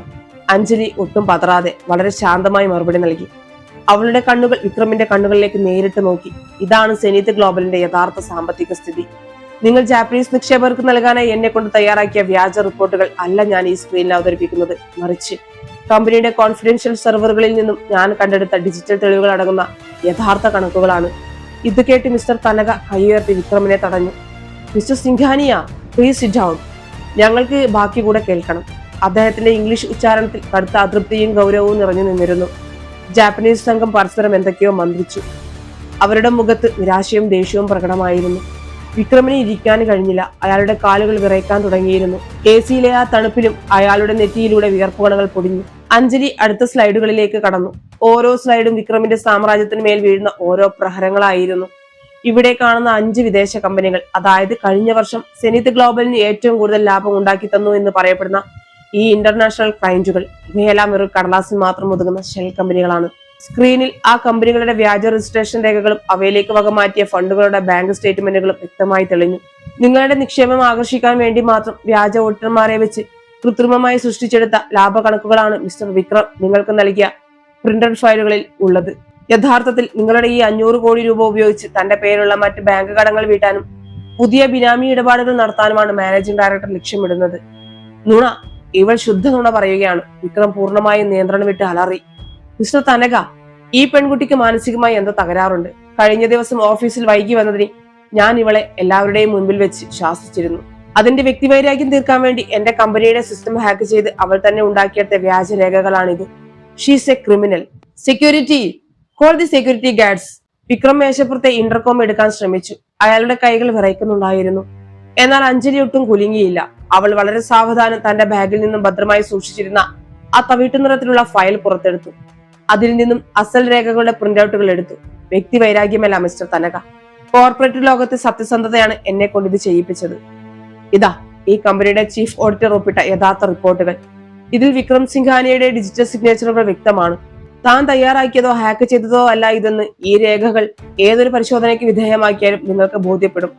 അവൾ ആ രേഖകൾ മേശയിലൂടെ മിസ്റ്റർ തനകയുടെ മുന്നിലേക്ക് നീക്കിവെച്ചു. മിസ്റ്റർ തനക തന്റെ കണ്ണട വെച്ച് ആ രേഖകളിലൂടെ സൂക്ഷ്മമായി കണ്ണോടിച്ചു. ഓരോ നിമിഷം കഴിയുന്തോറും അദ്ദേഹത്തിന്റെ മുഖത്തെ മാംസപേശികൾ വലിഞ്ഞു മുറുകുന്നത് വിക്രം ഭീതിയോടെ നോക്കി നിന്നു. ബോർഡ് റൂമിലെ മറ്റു ഉദ്യോഗസ്ഥർ ശ്വാസം അടക്കി പിടിച്ചിരിക്കുകയായിരുന്നു. കമ്പനിയുടെ സാമ്പത്തിക പ്രതിസന്ധി പലർക്കും അറിയാമായിരുന്നിട്ടും വിക്രമിനെ ഭയന്ന് ആരും മിണ്ടാതിരിക്കുകയായിരുന്നു ഇന്ന് വരെ. എന്നാൽ ഒരു സാധാരണ പെൺകുട്ടി ഒറ്റയ്ക്ക് ആ സാമ്രാജ്യത്തെയും വിക്രമിന്റെ അഹങ്കാരത്തെയും വെല്ലുവിളിക്കുന്നത് അവർ അവിശ്വസനീയതയോടെ നോക്കിക്കണ്ടു. ചിലരുടെ കണ്ണുകളിൽ അവളോടുള്ള ബഹുമാനം നിറയുന്നുണ്ടായിരുന്നു. രേഖകൾ പരിശോധിച്ച ശേഷം മിസ്റ്റർ തനക പതുക്കെ എഴുന്നേറ്റു. അദ്ദേഹത്തിന്റെ നോട്ടം ഒരു മൂർച്ചയേറിയ വാൾ പോലെയാണ് വിക്രമിന്റെ നെഞ്ചിലേക്ക് തറച്ചു കയറിയത്. Mrs Singhania, Japanese business ethics എന്നാൽ ഞങ്ങൾക്ക് ജീവനാണ്. നിങ്ങൾ ഞങ്ങളെ വഞ്ചിക്കാൻ ശ്രമിച്ചു. അത് ഒരിക്കലും പൊറുക്കാനാവാത്ത തെറ്റാണ്. ഈ ഡീൽ ഇവിടെ വെച്ച് അവസാനിക്കുകയാണ്. മാത്രമല്ല, ഇന്റർനാഷണൽ ഫ്രോഡ് ഇൻവെസ്റ്റിഗേഷൻ ഏജൻസികൾക്ക് ഈ രേഖകൾ ഞങ്ങൾ ഉടൻ തന്നെ കൈമാറുന്നതുമായിരിക്കും. തനകയും സംഘവും ഫയലുകളും എടുത്ത് കടുത്ത ദേഷ്യത്തോടെ ഹാളിൽ നിന്നും പുറത്തേക്ക് നടന്നു. അവർക്ക് പിന്നാലെ നിശബ്ദരായി മറ്റു ഉദ്യോഗസ്ഥർ പതുക്കെ വഴുതി മാറി. ആ വലിയ ബോർഡ് റൂമിൽ വിക്രമും അഞ്ജലിയും മാത്രം ബാക്കിയായി. വിക്രം കസേരയിലേക്ക് ജീവനില്ലാത്തവനെ പോലെ തളർന്നിരുന്നു. അയാളുടെ കോടിക്കണക്കിന് രൂപയുടെ സാമ്രാജ്യം താൻ തോൽക്കില്ല എന്ന അഹങ്കാരവുമാണ് നിമിഷ നേരം കൊണ്ട് ഒരു ചീട്ടുകൊട്ടാരം പോലെ തകർന്നു വീണത്. അഞ്ജലി തന്റെ ലാപ്ടോപ്പ് അടച്ചുവെച്ചു. അവൾ വിക്രമിന്റെ അടുത്തേക്ക് നടന്നു. ദിവസങ്ങൾക്ക് മുമ്പ് തന്നെ വിരൽ ചൂണ്ടി അപമാനിച്ച അതേ വ്യക്തി ഇന്ന് തന്റെ മുന്നിൽ പരാജിതനായി വിയർത്തു കുളിച്ച് തലകുനിച്ചിരിക്കുന്നത് അവൾ കണ്ടു. ഒരു വാക്കുപോലും ഉരിയാടാതെ അവൾ അയാളെ നോക്കി ഒന്ന് പുഞ്ചിരിച്ചു. ആ പുഞ്ചിരിയിൽ അയാളെ തകർത്തു കളഞ്ഞതിന്റെ 1000 വാക്കുകളുടെ മൂർച്ചയുണ്ടായിരുന്നു. ബോർഡ് റൂമിലെ ആ ഭയാനകമായ നിശബ്ദതയിൽ അഞ്ജലിയുടെ ചെരുപ്പുകളുടെ ശബ്ദം മാത്രം മുഴങ്ങിക്കേട്ടു. അവൾ വാതിൽക്കലെത്തി ഒരു നിമിഷം തിരിഞ്ഞു നോക്കി. മണിക്കൂറുകൾക്ക് മുൻപ് അഹങ്കാരത്തോടെ സർവാധികാരിയായി നിന്നിരുന്ന വിക്രം സിംഘാനിയ ഇപ്പോൾ ആ വലിയ മേശയ്ക്ക് മുന്നിൽ തകർന്നു തരിപ്പണമായി ഇരിക്കുന്നു. അയാളുടെ മുഖത്തെ ചോര പൂർണ്ണമായും വാർന്നുപോയിരുന്നു. അധികാരത്തിന്റെയും പണത്തിന്റെയും മുകളിൽ കെട്ടിപ്പടുത്ത അയാളുടെ സാമ്രാജ്യം ഒരു പെൺകുട്ടിയുടെ നിശ്ചയദാർഢ്യത്തിന് മുന്നിൽ ചീട്ടുകൊട്ടാരം പോലെ തകർന്നടിഞ്ഞതിന്റെ നടുക്കം ആ മുഖത്തുണ്ടായിരുന്നു. അഞ്ജലിയുടെ ചുണ്ടിൽ നേരിയൊരു പുഞ്ചിരി വിടർന്നു. അത് പ്രതികാരത്തിന്റെ വിജയമായിരുന്നില്ല, മറിച്ച് സ്വന്തം ആത്മാഭിമാനം തിരിച്ചുപിടിച്ചതിന്റെ ആശ്വാസമായിരുന്നു. സെനീത് ഗ്ലോബലിന്റെ വലിയ ഗ്ലാസ് വാതിലുകൾ കടന്ന് അവൾ പുറത്തേക്കിറങ്ങി. കഴിഞ്ഞ കുറച്ചു ദിവസങ്ങളായി നഗരത്തെ മൂടി നിന്നിരുന്ന കാർമേഘങ്ങൾ പൂർണ്ണമായും ഒഴിഞ്ഞു പോയിരുന്നു. സായാഹ്ന സൂര്യന്റെ ഇളം വെയിൽ അവളുടെ മുഖത്ത് സ്വർണ്ണശോഭ പരത്തി. ആ തണുത്ത കാറ്റ് അവളുടെ മുഖത്തെ തലോടി കടന്നു പോയപ്പോൾ വർഷങ്ങളായി ചുവലിലേറ്റിയിരുന്ന വലിയൊരു ഭാരം ഇറക്കി വെച്ചതുപോലെ അവൾക്ക് തോന്നി. എല്ലാ ദിവസവും രാവിലെ ഭയത്തോടെയും അപകർഷതാബോധത്തോടെയും കയറി ചെല്ലുന്ന ആ ഓഫീസിന്റെ പടവുകൾ അവൾ വളരെ ശാന്തമായ മനസ്സോടെ ഇറങ്ങി. ഗേറ്റിലെ സെക്യൂരിറ്റി ജീവനക്കാരൻ പതിവില്ലാത്ത വിധം അവൾക്ക് നേരെ സല്യൂട്ട് ചെയ്തു. ഒരുപക്ഷെ അകത്ത് നടന്ന സംഭവങ്ങൾ അയാൾ അറിഞ്ഞു കാണും. പിറ്റേന്ന് രാവിലത്തെ വാർത്താ ചാനലുകളിലും പത്രങ്ങളിലും നിറഞ്ഞത് സെനീത് ഗ്ലോബലിനെ കുറിച്ചുള്ള വാർത്തകളായിരുന്നു. പ്രമുഖ കോർപ്പറേറ്റ് കമ്പനിയായ സെനീത് ഗ്ലോബലിൽ വൻ സാമ്പത്തിക തട്ടിപ്പ്. MD വിക്രം സിംഘാനിയെ അറസ്റ്റ്. ജാപ്പനീസ് സംഘം നൽകിയ പരാതിയുടെ അടിസ്ഥാനത്തിൽ രാത്രി തന്നെ സാമ്പത്തിക കുറ്റകൃത്യങ്ങൾ അന്വേഷിക്കുന്ന ഏജൻസികൾ കമ്പനിയിൽ റെയ്ഡ് നടത്തിയിരുന്നു. അഞ്ജലി നൽകിയ വ്യക്തമായ ഡിജിറ്റൽ തെളിവുകൾ ഉള്ളതുകൊണ്ട് വിക്രമിന് പിടിച്ചു നിൽക്കാൻ കഴിഞ്ഞില്ല. ഷെൽ കമ്പനികളുടെ വിവരങ്ങളും വ്യാജ ഓഡിറ്റ് റിപ്പോർട്ടുകളും പോലീസിന് ലഭിച്ചു. കമ്പനിയുടെ ബോർഡ് ഓഫ് ഡയറക്ടേഴ്സ് അടിയന്തര യോഗം ചേർത്ത് വിക്രമിനെ സ്ഥാനത്തു നിന്ന് നീക്കം ചെയ്തു. തന്റെ അഹങ്കാരവും തൊഴിലാളികളോടുള്ള ക്രൂരമായ പെരുമാറ്റവും അയാളെ എത്തിച്ചത് ഇരുമ്പഴിക്കുള്ളിലേക്കാണ്. സത്യത്തിന്റെ ഒരു ചെറിയ തീപ്പൊരി മതി കള്ളങ്ങളുടെ എത്ര വലിയ കോട്ടയം ചുട്ടരിക്കാൻ എന്ന് ആ സംഭവം നഗരത്തെ പഠിപ്പിച്ചു. രാവിലെ ചായ കുടിച്ച് പത്രവാർത്ത വായിക്കുമ്പോൾ അഞ്ജലിയുടെ അച്ഛന്റെ കണ്ണുകൾ നിറഞ്ഞിരുന്നു. അദ്ദേഹം അവളുടെ അടുത്തേക്ക് വന്ന് അവളുടെ തലയിൽ സ്നേഹത്തോടെ തലോടി. മോളെ, അന്ന് മീറ്റിംഗിൽ വെച്ച് എല്ലാവരുടെയും മുന്നിൽ നിന്നെ അപമാനിച്ചപ്പോൾ നീ അത് സഹിച്ചു നിന്നത് നിന്റെ തോൽവിയാണെന്ന് ഞാൻ കരുതി. പക്ഷേ നീ ചെയ്തത് അതിലും വലിയൊരു കാര്യമാണ്. ഒരു പെൺകുട്ടി വിചാരിച്ചാൽ ഒരു വലിയ കോർപ്പറേറ്റ് സാമ്രാജ്യത്തിന്റെ തലപ്പത്തിരിക്കുന്ന കൊടും കുറ്റവാളിയെ പോലും താഴെയിറക്കാൻ കഴിയുമെന്ന് നീ തെളിയിച്ചു. എനിക്ക് നിന്നെ ഓർത്ത് അഭിമാനം തോന്നുന്നു. അച്ഛന്റെ വാക്കുകൾ കേട്ടപ്പോൾ അഞ്ജലിയുടെ കണ്ണുകൾ ഈറനണിഞ്ഞു. അമ്മയും അനുജത്തിയും അവളെ കെട്ടിപ്പിടിച്ചു. തന്റെ കുടുംബത്തിന്റെ പട്ടിണി മാറ്റാൻ വേണ്ടി ഏത് അപമാനവും സഹിക്കാൻ തയ്യാറായിരുന്ന അവൾക്ക് ഇപ്പോൾ അതേ കുടുംബത്തിന്റെ മുന്നിൽ തലയുയർത്തി നിൽക്കാൻ കഴിഞ്ഞു. 2 ദിവസങ്ങൾക്ക് ശേഷം അഞ്ജലിക്ക് അപ്രതീക്ഷിതമായ ഒരു ഫോൺ കോൾ വന്നു. അത് മിസ്റ്റർ ഹിരോഷി തനഗയുടെ ഓഫീസിൽ നിന്നായിരുന്നു. അവർ അവളെ നഗരത്തിലെ ഒരു 5 സ്റ്റാർ ഹോട്ടലിലേക്ക് കൂടിക്കാഴ്ചയ്ക്കായി ക്ഷണിച്ചു. അവിടെ എത്തിയ അഞ്ജലിയെ മിസ്റ്റർ തനക വളരെ ബഹുമാനത്തോടെയാണ് സ്വീകരിച്ചത്. മിസ് അഞ്ജലി, അദ്ദേഹം ഗൗരവത്തോടെ പറഞ്ഞു തുടങ്ങി, അന്ന് ആ ബോർഡ് റൂമിൽ വെച്ച് നിങ്ങളെടുത്ത ധീരമായ തീരുമാനമില്ലായിരുന്നെങ്കിൽ ഞങ്ങളുടെ 500 കോടി രൂപ ഒരു തട്ടിപ്പുകാരന്റെ കയ്യിൽ അകപ്പെടുമായിരുന്നു. സ്വന്തം ജോലി നഷ്ടപ്പെടുമെന്ന് അറിഞ്ഞിട്ടും ഇത്രയും വലിയൊരു കോർപ്പറേറ്റ് മുതലാളിക്കെതിരെ സത്യം വിളിച്ചു പറയാൻ നിങ്ങൾ കാണിച്ച ആർജവം എന്നെ അത്ഭുതപ്പെടുത്തി. ജാപ്പനീസ് ബിസിനസ് സംസ്കാരത്തിൽ ഞങ്ങൾ ഏറ്റവും കൂടുതൽ വില കൽപ്പിക്കുന്നത് ലോയൽറ്റിക്കും സത്യസന്ധതയ്ക്കുമാണ്. പ്രതിഭയുള്ളവർ ഒരുപാടുണ്ട്, പക്ഷേ ധാർമ്മികതയുള്ളവർ വളരെ കുറവാണ്. അദ്ദേഹം ഒരു ഫയൽ അവളുടെ നേരെ നീക്കി. ഞങ്ങളുടെ കമ്പനി ഇന്ത്യയിൽ പുതിയൊരു ബ്രാഞ്ച് തുടങ്ങാൻ പോവുകയാണ്. അതിന്റെ ചീഫ് ഓപ്പറേറ്റിംഗ് ഓഫീസറായി നിങ്ങളെ നിയമിക്കാൻ ഞങ്ങൾ ആഗ്രഹിക്കുന്നു. നിങ്ങളുടെ ശമ്പളം വിക്രം സിംഗാനിയ നൽകിയിരുന്നതിന്റെ 4 ഇരട്ടിയായിരിക്കും. നിങ്ങൾക്ക് താല്പര്യമുണ്ടെങ്കിൽ ഈ ഓഫർ ലെറ്ററിൽ ഒപ്പുവെക്കാം. അഞ്ജലിക്ക് തന്റെ കാതുകളെ വിശ്വസിക്കാൻ കഴിഞ്ഞില്ല. തന്റെ ജീവിതം അവിടെ അവസാനിച്ചുവെന്ന് കരുതിയ നിമിഷത്തിൽ നിന്നാണ് പുതിയൊരു വലിയ ലോകം അവൾക്ക് മുന്നിൽ തുറക്കപ്പെട്ടിരിക്കുന്നത്. വെറും ഒരു ഡാറ്റ അനലിസ്റ്റിൽ നിന്നും ഒരു അന്താരാഷ്ട്ര കമ്പനിയുടെ ഉയർന്ന പദവിയിലേക്ക്. അവൾ നിറഞ്ഞ പുഞ്ചിരിയോടെ ആ ഓഫർ ലെറ്റർ വാങ്ങി. ഒരു പുതിയ യാത്രയുടെ തുടക്കം. പുതിയ കമ്പനിയിലെ ആദ്യത്തെ ദിവസം. അഞ്ജലി തന്റെ ആഡംബരപൂർണമായ ക്യാബിനിലേക്ക് നടന്നു കയറി. അവിടെയുള്ള ജീവനക്കാർ അവളെ വളരെ ബഹുമാനത്തോടെ നോക്കി നിന്നു. അവളുടെ നടത്തത്തിൽ അപകർഷതാബോധത്തിന് നിഴൽ പോലും ഉണ്ടായിരുന്നില്ല. അത് ആത്മവിശ്വാസത്തിന്റെ കരുത്തുറ്റ ചുവടുകളായിരുന്നു. തന്റെ വലിയ ഗ്ലാസ് വിൻഡോയിലൂടെ അവൾ പുറത്തെ വിശാലമായ നഗരത്തിലേക്ക് നോക്കി. ദൂരെയുടെയോ സെനീത്ത് ഗ്ലോബലിന്റെ കെട്ടിടം മങ്ങി നിൽക്കുന്നത് അവൾ കണ്ടു. ഒരു പക്ഷേ വിക്രം സിംഗാനിയ അന്ന് 10 മിനിറ്റ് വൈകിയതിന് അവളെ അപമാനിച്ചില്ലായിരുന്നെങ്കിൽ അവൾ ഇന്നും അയാളുടെ കള്ളക്കടക്കുകൾ തിരുത്തിക്കൊണ്ട് സ്വന്തം കഴിവ് തിരിച്ചറിയാതെ ആ ഇരുണ്ട മുറിയിൽ ഒരു മെഷീൻ പോലെ ജോലി ചെയ്യേണ്ടി വന്നേനെ. ജീവിതത്തിൽ നമ്മൾ നേരിടുന്ന ഏറ്റവും വലിയ അപമാനങ്ങളും വീഴ്ചകളുമാണ് പലപ്പോഴും നമ്മുടെ ഏറ്റവും വലിയ വിജയത്തിലേക്കുള്ള ചവിട്ടുപടികളാകുന്നത്. മഴ മാറിയ തെളിഞ്ഞ ആകാശത്തേക്ക് നോക്കി അഞ്ജലി ദീർഘമായി നിശ്വസിച്ചു. ഇത് അവളുടെ പുതിയ ജീവിതമാണ്. അവളുടെ സ്വന്തം കരുത്തിൽ അവൾ വെട്ടിപ്പിടിച്ച ജീവിതം. അവിടെ ആർക്കും അവളെ അപമാനിക്കാൻ കഴിയില്ല. കാരണം അവിടെ അവൾ ആരുടെയും മുന്നിൽ തലകുനിക്കാൻ തയ്യാറല്ലായിരുന്നു. സത്യത്തിന്റെയും ആത്മാഭിമാനത്തിന്റെയും തിളക്കവുമായി അവൾ തന്റെ പുതിയ കസേരയിലേക്ക് ഇരുന്നു. ഒരു പുതിയ അധ്യായത്തിന്റെ തുടക്കം. വർഷങ്ങൾ അതിവേഗം പിന്നിട്ടു. നഗരത്തിലെ ഏറ്റവും വലിയ IT പാർക്കിലെ ഏറ്റവും മുകളിലത്തെ നിലയിൽ നിപ്പോൺ ഇന്നോവേഷൻസ് ഇന്ത്യ എന്ന ബോർഡ് പ്രൗഢിയോടെ തിളങ്ങി നിന്നു. അഞ്ജലി ഇപ്പോൾ ആ വലിയ സാമ്രാജ്യത്തിലെ ചീഫ് ഓപ്പറേറ്റിംഗ് ഓഫീസറാണ്. വെറുമൊരു ഡാറ്റ അനലിസ്റ്റിൽ നിന്നും തന്റെ അപാരമായ കഴിവും സത്യസന്ധതയും കൊണ്ട് അവൾ വെട്ടിപ്പിടിച്ചതാണ് ഈ സ്ഥാനം. അവളുടെ നേതൃത്വത്തിൽ കമ്പനി ഇന്ത്യയിൽ വലിയ കുതിച്ചുചാട്ടമാണ് നടത്തിയത്. എന്നാൽ അവളുടെ ഏറ്റവും വലിയ വിജയം സാമ്പത്തിക നേട്ടങ്ങളായിരുന്നില്ല, മറിച്ച് അവൾ അവിടെ സൃഷ്ടിച്ചെടുത്ത പുതിയൊരു തൊഴിൽ സംസ്കാരമായിരുന്നു. ഭയത്തിന്റെയോ അധികാരത്തിന്റെയോ മുകളിലല്ല, മറിച്ച് പരസ്പര ബഹുമാനത്തിന്റെയും വിശ്വാസത്തിന്റെയും അടിത്തറയിലാണ് ആ കമ്പനി നിലനിന്നിരുന്നത്. അന്നും നഗരത്തിൽ കനത്ത മഴയായിരുന്നു. വർഷങ്ങൾക്ക് മുമ്പ് തന്റെ ജീവിതം മാറ്റിമറിച്ച ആ കറുത്ത ദിവസത്തെ ഓർമ്മിപ്പിക്കുന്ന അതേപോലൊരു പ്രഭാതം. നിപ്പോൺ ഇന്നോവേഷൻസിന്റെ പ്രധാന ഒരു ബോർഡ് മീറ്റിംഗ് നടക്കാൻ പോവുകയാണ്. സിംഗപ്പൂരിൽ നിന്നുള്ള പ്രതിനിധികൾ മീറ്റിംഗിൽ പങ്കെടുക്കാൻ എത്തിയിട്ടുണ്ട്. അഞ്ജലി മീറ്റിംഗ് ഹാളിലെ തന്റെ കസേരയിൽ ശാന്തമായി ഇരുന്നു. എല്ലാവരും അവരവരുടെ സീറ്റുകളിൽ എത്തിയിട്ടുണ്ടായിരുന്നു, ഒരാൾ ഒഴികെ. പ്രൊജക്ട് പ്രസന്റേഷൻ അവതരിപ്പിക്കേണ്ട ജൂനിയർ എക്സിക്യൂട്ടീവ് മായ ഇതുവരെ എത്തിയിരുന്നില്ല. സമയം 10 മണി കഴിഞ്ഞിരിക്കുന്നു. ഹാളിൽ നേരിയൊരു നിശബ്ദത പരന്നു. സിംഗപ്പൂരിൽ നിന്നുള്ള പ്രതിനിധികൾ വാച്ചിലേക്ക് നോക്കുന്നുണ്ടായിരുന്നു. കൃത്യം 10:15 കോൺഫറൻസ് ഹാളിന്റെ ഗ്ലാസ് വാതിൽ പതുക്കെ തുറക്കപ്പെട്ടു. മഴ നനഞ്ഞു കുതിർന്ന് ശ്വാസം കിതച്ചുകൊണ്ട് മായ അകത്തേക്ക് കയറി വന്നു. അവളുടെ മുഖത്ത് ഭയവും പരിഭ്രാന്തിയും നേളിച്ചിരുന്നു. വിറയ്ക്കുന്ന കൈകളോടെ തന്റെ ഫയലുകൾ നെഞ്ചോട് ചേർത്ത് പിടിച്ച് അവൾ അഞ്ജലിയുടെ മുഖത്തേക്ക് നോക്കി. പെട്ടെന്ന് അഞ്ജലിയുടെ ഓർമ്മകൾ വർഷങ്ങൾക്ക് പുറകിലേക്ക് പാഞ്ഞു. അന്ന് വിക്രം സിംഗാനിയയുടെ മുന്നിൽ ഒരു കുറ്റവാളിയെ പോലെ അപമാനഭാരത്താൽ തലകുനിച്ചു നിന്ന തന്റെ തന്നെ മുഖമാണ് അവൾ മായയിൽ കണ്ടത്. മായയുടെ കണ്ണുകളിൽ അന്നത്തെ തന്റെ അതേ ഭയമായിരുന്നു. തന്നെ ഇപ്പോൾ ജോലിയിൽ നിന്നും പിരിച്ചുവിടുമെന്നും എല്ലാവരുടെയും മുന്നിൽ വെച്ച് അധിക്ഷേപിക്കുമെന്നും മായ ഉറപ്പിച്ചിരുന്നു. മായ പതുക്കെ വിറയ്ക്കുന്ന ശബ്ദത്തിൽ പറഞ്ഞു, sorry ma'am, I am really sorry. മഴ കാരണം ട്രാഫിക് ബ്ലോക്ക് ആയിരുന്നു. മാത്രമല്ല എന്റെ മകൾക്ക് രാവിലെ മുതൽ കടുത്ത പനിയായിരുന്നു. അവളെ ഹോസ്പിറ്റലിൽ കൊണ്ടുപോയി ഡ്രോപ്പ് ചെയ്തിട്ട് വരികയാണ്. അവളുടെ തൊണ്ടയിടറുന്നുണ്ടായിരുന്നു. മുറിയിൽ പൂർണ്ണ നിശബ്ദത. എല്ലാവരും അഞ്ജലിയുടെ പ്രതികരണത്തിനായി കാത്തു നിൽക്കുകയാണ്. കോർപ്പറേറ്റ് ലോകത്തെ പതിവുകൾ വെച്ച് നോക്കിയാൽ ഇത്രയും പ്രധാനപ്പെട്ട മീറ്റിംഗിൽ വൈകി വന്നതിന് ഒരു വലിയ ശാസന മായയ്ക്ക് ലഭിക്കേണ്ടതാണ്. എന്നാൽ അഞ്ജലി തന്റെ കസേരയിൽ നിന്ന് എഴുന്നേറ്റു. അവൾ പതുക്കെ നടന്ന് മായയുടെ അടുത്തേക്ക് ചെന്നു. മായ ഭയത്തോടെ കണ്ണുകൾ ഇറുക്കി അടച്ചു. പക്ഷെ അഞ്ജലി കോപിക്കുന്നതിന് പകരം മേശപ്പുറത്തിരുന്ന ഒരു ഗ്ലാസ്സിൽ കുറച്ച് വെള്ളം പകർന്ന് മായയുടെ നേരെ നീട്ടി. റിലാക്സ് മായ, ആദ്യം ഈ വെള്ളം കുടിക്കൂ. അഞ്ജലിയുടെ ശബ്ദത്തിൽ ഒരു ചേച്ചിയുടെ വാത്സല്യമായിരുന്നു ഉണ്ടായിരുന്നത്. മായ അവിശ്വസനീയതയോടെ അഞ്ജലിയെ നോക്കി. കുട്ടിയുടെ പനി ഇപ്പോൾ എങ്ങനെയുണ്ട്? ഡോക്ടർ എന്ത് പറഞ്ഞു? അഞ്ജലി വളരെ കരുതലോടെ ചോദിച്ചു. ഇപ്പോൾ കുറവുണ്ട് മാം, എന്റെ അമ്മ കൂടെയുണ്ട്. മായ വിറയലോടെ മറുപടി നൽകി. ഗുഡ്. കുടുംബമാണ് എപ്പോഴും നമ്മുടെ ആദ്യത്തെ മുൻഗണന. അതിനുശേഷമേ ജോലിയും മീറ്റിങ്ങുകളും ഒക്കെ വരുന്നുള്ളൂ. ട്രാഫിക് ബ്ലോക്ക് മഴയും ഒക്കെ നമ്മുടെ നിയന്ത്രണത്തിലുള്ള കാര്യങ്ങളല്ലല്ലോ. ഒരു 10 മിനിറ്റ് വൈകിയത് കൊണ്ട് ഇവിടെ ആകാശം ഇടിഞ്ഞ് വീഴാൻ പോകുന്നില്ല. മായ പോയി ഒന്ന് ഫ്രഷ് ആയി വരും.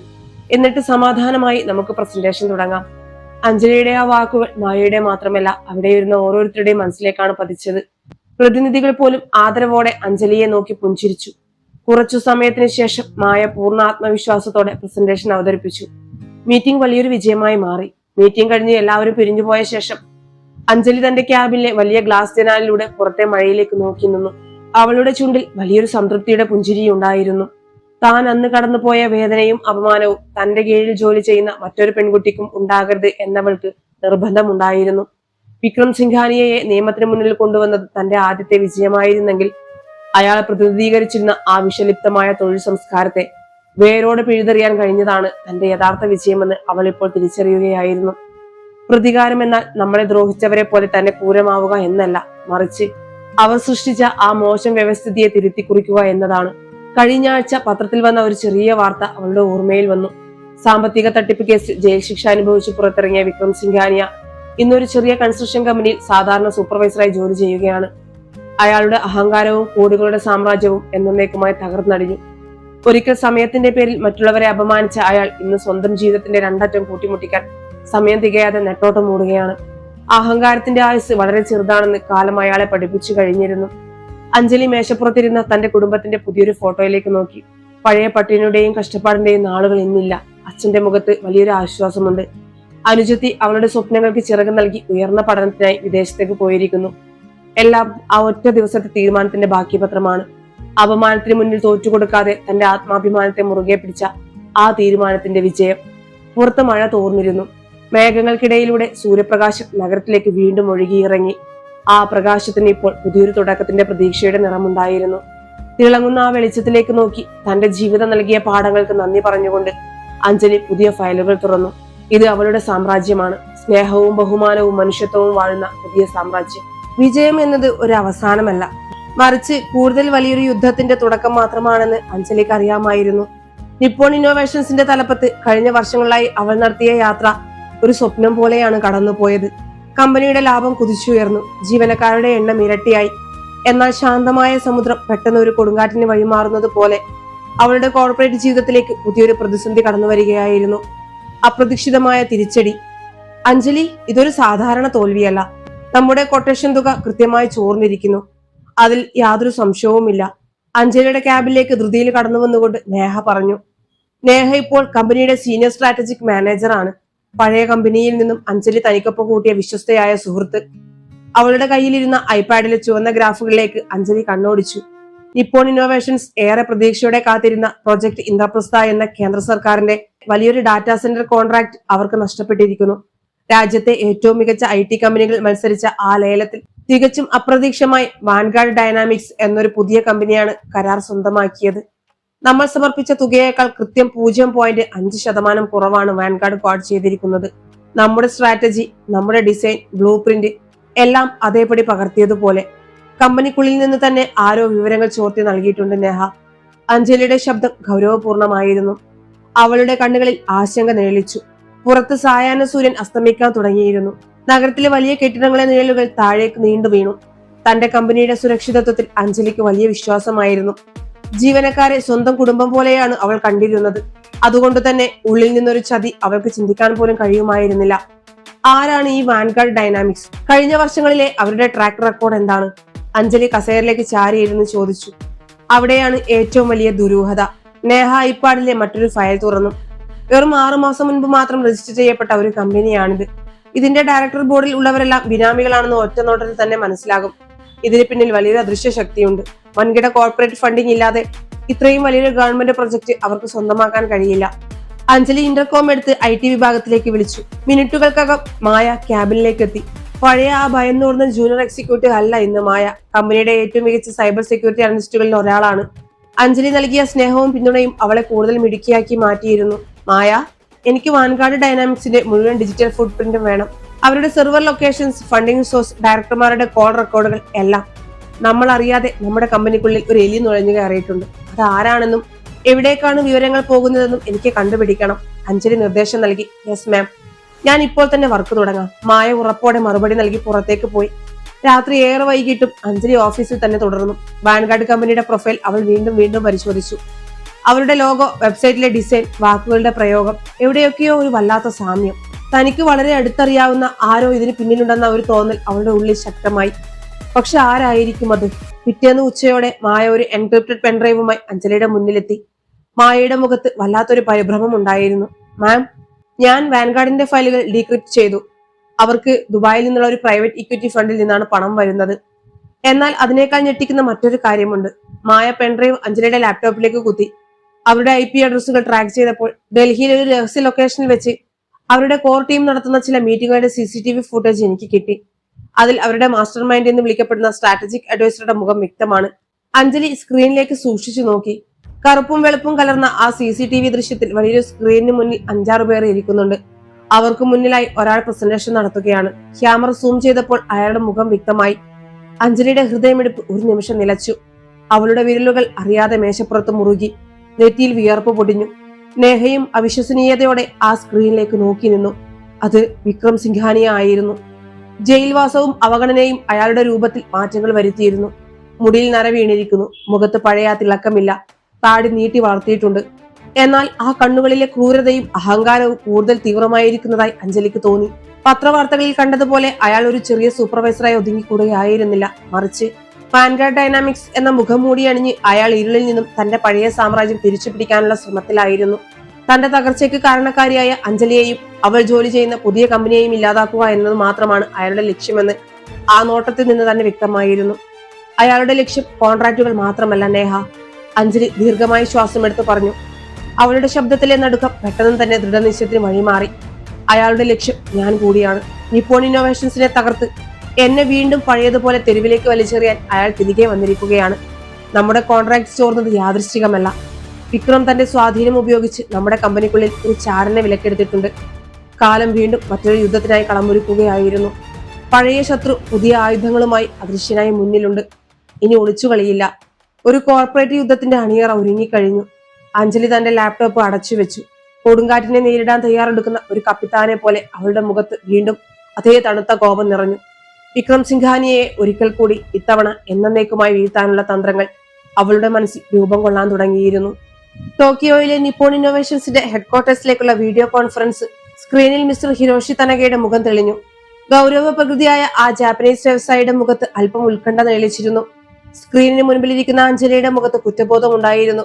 തന്നിൽ അർപ്പിച്ച വലിയൊരു വിശ്വാസത്തിന് മങ്ങലേറ്റതുപോലെ അവൾക്ക് തോന്നി. മിസ്റ്റർ തനക, പ്രോജക്ട് ഇന്ദ്രപ്രസ്ഥ കോൺട്രാക്ട് നമുക്ക് നഷ്ടപ്പെട്ടിരിക്കുന്നു. അതിനേക്കാൾ ഗൗരവമുള്ള കാര്യം നമ്മുടെ ഡിസൈനുകളും സ്ട്രാറ്റജിയും കൃത്യമായി ചോർത്തപ്പെട്ടിട്ടുണ്ട് എന്നതാണ്. ഇതിന് പിന്നിൽ വാൻഗാർഡ് ഡൈനാമിക്സ് എന്ന കമ്പനിയാണ്. അവരുടെ പിന്നിൽ വിക്രം സിംഘാനിയെയും. അഞ്ജലി ഒറ്റ ശ്വാസത്തിൽ പറഞ്ഞു നിർത്തി. തനകയുടെ നെറ്റി ചുളിഞ്ഞു. വിക്രം സിംഘാനിയ? വർഷങ്ങൾക്ക് മുൻപ് നാം നിയമത്തിന് മുന്നിൽ കൊണ്ടുവന്ന അതേ വ്യക്തി. അഞ്ജലി, ഇത് ചെറിയൊരു കാര്യമല്ല. നിപ്പോൺ ഇന്നോവേഷൻസ് ഇന്ത്യയിൽ ആരംഭിച്ചപ്പോൾ കോടിക്കണക്കിന് രൂപയുടെ നിക്ഷേപമാണ് നമ്മൾ നടത്തിയത്. അന്ന് നിങ്ങളെ ഈ ബ്രാഞ്ചിന്റെ ചീഫ് ഓപ്പറേറ്റിംഗ് ഓഫീസറായി ഞാൻ നിയമിച്ചത് നിങ്ങളുടെ കഴിവിൽ മാത്രമല്ല, നിങ്ങളുടെ സത്യസന്ധതയിൽ എനിക്കുണ്ടായിരുന്ന അപാരമായ വിശ്വാസം കൊണ്ടുകൂടിയാണ്. ഇപ്പോൾ കമ്പനിക്കുള്ളിൽ നിന്ന് തന്നെ വിവരങ്ങൾ ചോരുന്നുണ്ടെങ്കിൽ അത് വലിയൊരു സുരക്ഷാ വീഴ്ചയാണ്. എനിക്കറിയാം സാർ. അഞ്ജലി തലകുലുക്കി. ഈ കമ്പനി എന്റെ സ്വന്തമല്ലായിരിക്കാം, പക്ഷെ അങ്ങ് എന്നിൽ അർപ്പിച്ച വിശ്വാസം എനിക്ക് സ്വന്തമാണ്. വിക്രം സിംഘാനിയ എന്നെ വ്യക്തിപരമായി തകർക്കാൻ വേണ്ടി ഞാൻ നയിക്കുന്ന ഈ കമ്പനിയെ കരുവാക്കുകയാണ്. ഇതിന് ഞാൻ പരിഹാരം കണ്ടിരിക്കും. നമ്മുടെ കോർ കമ്മിറ്റിയിലെ ആരോ ആണ് ഈ വിവരങ്ങൾ ചോർത്തുന്നത്. എനിക്ക് കുറച്ച് സമയം നൽകണം. കനകയുടെ മുഖത്ത് നേരിയൊരു പുഞ്ചിരി മിന്നി മറഞ്ഞു. എനിക്ക് നിങ്ങളിൽ വിശ്വാസമുണ്ട് Anjali. You have my full support. ആ ചതിയെ കണ്ടുപിടിക്കുക. സ്ക്രീൻ ഓഫായി. അഞ്ജലി ദീർഘമായി നിശ്വസിച്ചു. സ്വന്തം കമ്പനിയല്ലെങ്കിലും തന്റെ രക്തവും വിയർപ്പും നൽകി പടുത്തുയർത്തിയ ഈ ഇന്ത്യൻ ബ്രാഞ്ചിനെ തകർക്കാൻ വിക്രമിനെ അവൾ അനുവദിക്കില്ല. അവൾ ഇന്റർകോമിലൂടെ നേഹയെയും IT വിദഗ്ധയായ മായയെയും ക്യാബിനിലേക്ക് വിളിപ്പിച്ചു. നമ്മുടെ കമ്പനിക്കുള്ളിലെ ചാരനെ കണ്ടുപിടിക്കാൻ സമയമായി. അതിനായി കോർപ്പറേറ്റ് ലോകത്തെ ഏറ്റവും പഴയതും എന്നാൽ ഫലപ്രദവുമായ ഒരു തന്ത്രം നമ്മൾ പയറ്റാൻ പോവുകയാണ്. Canary trap. അഞ്ജലി പറഞ്ഞു തുടങ്ങി. എന്താണ് പ്ലാൻ അഞ്ജലി?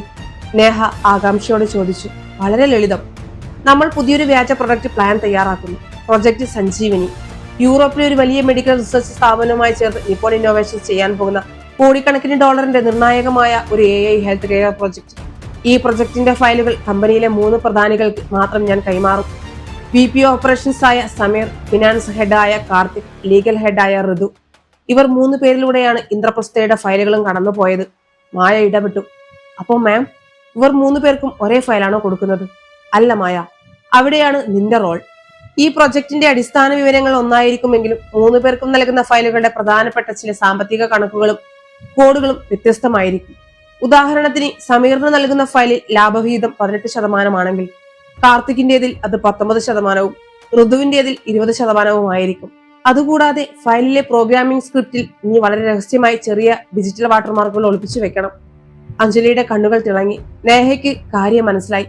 അതായത് വിക്രമിന് ഈ പുതിയ പ്രൊജക്ടിന്റെ വിവരം ലഭിക്കുമ്പോൾ അയാൾക്ക് കിട്ടിയ ആ ചോർന്ന രേഖയിലെ കണക്കുകൾ ഏതാണെന്ന് നോക്കിയാൽ ആരാണ് ആ രേഖ ചോർത്തി നൽകിയതെന്ന് നമുക്ക് കൃത്യമായി മനസ്സിലാക്കാം. ബ്രില്യൻ. അന്ന് വൈകുന്നേരം തന്നെ അഞ്ജലി ഒരു അടിയന്തര മീറ്റിംഗ് വിളിച്ച് ഈ വ്യാജ പ്രൊജക്ടിനെ കുറിച്ച് 3 പേരെയും അറിയിച്ച് വളരെ കോൺഫിഡൻഷ്യൽ ആയ പ്രൊജക്ട് ആണെന്നും പുറത്ത് ആരും അറിയരുതെന്നും പ്രത്യേക നിർദ്ദേശം നൽകി. മായ തയ്യാറാക്കിയ 3 വ്യത്യസ്ത ഫയലുകൾ അവർക്ക് കൈമാറി. തുടർന്നുള്ള ദിവസങ്ങൾ ആകാംക്ഷയുടേതായിരുന്നു. മായയുടെ IT ടീം രാപ്പകലില്ലാതെ കമ്പനിയുടെ നെറ്റ്വർക്കുകൾ നിരീക്ഷിച്ചു. വിക്രമിന്റെ ദുബായിലെ ബിനാമി സെർവറിലേക്ക് എവിടെ നിന്നാണ് ഡാറ്റ പോകുന്നതെന്ന് കണ്ടെത്താനായിരുന്നു ആ ശ്രമം. 3-ാം ദിവസം അർദ്ധരാത്രി മായയുടെ കമ്പ്യൂട്ടർ സ്ക്രീനിൽ ഒരു റെഡ് അലർട്ട് മിന്നി തെളിഞ്ഞു. കോഫി കുടിച്ചുകൊണ്ടിരിക്കുന്ന അഞ്ജലിയും നേഹയും ഞെട്ടിയുണർന്നു. Ma'am, we got it. നമ്മുടെ കമ്പനിയുടെ ഗസ്റ്റ് വൈഫൈ ഉപയോഗിച്ച് VPN വഴി ദുബായിലെ ആ സെർവറിലേക്ക് ഒരു എൻക്രിപ്റ്റഡ് ഫയൽ പോയിട്ടുണ്ട്. ഞാൻ ആ ഫയലിന്റെ ഡിജിറ്റൽ വാട്ടർമാർക്ക് ഡീകോഡ് ചെയ്തു. മായയുടെ വിരലുകൾ കീബോർഡിൽ അതിവേഗം ചലിച്ചു. സ്ക്രീനിൽ ഫയൽ ഓപ്പണായി. അതിൽ പ്രൊജക്ടിന്റെ ലാഭവിഹിതം രേഖപ്പെടുത്തിയിരുന്നത് 18% എന്നായിരുന്നു. അഞ്ജലിയുടെ ഹൃദയം ഒരു നിമിഷം നിശ്ചലമായി. 18% രേഖപ്പെടുത്തിയ ഫയൽ അവൾ നൽകിയത് VP ഓപ്പറേഷൻസ് ആയ സമീറിനാണ്.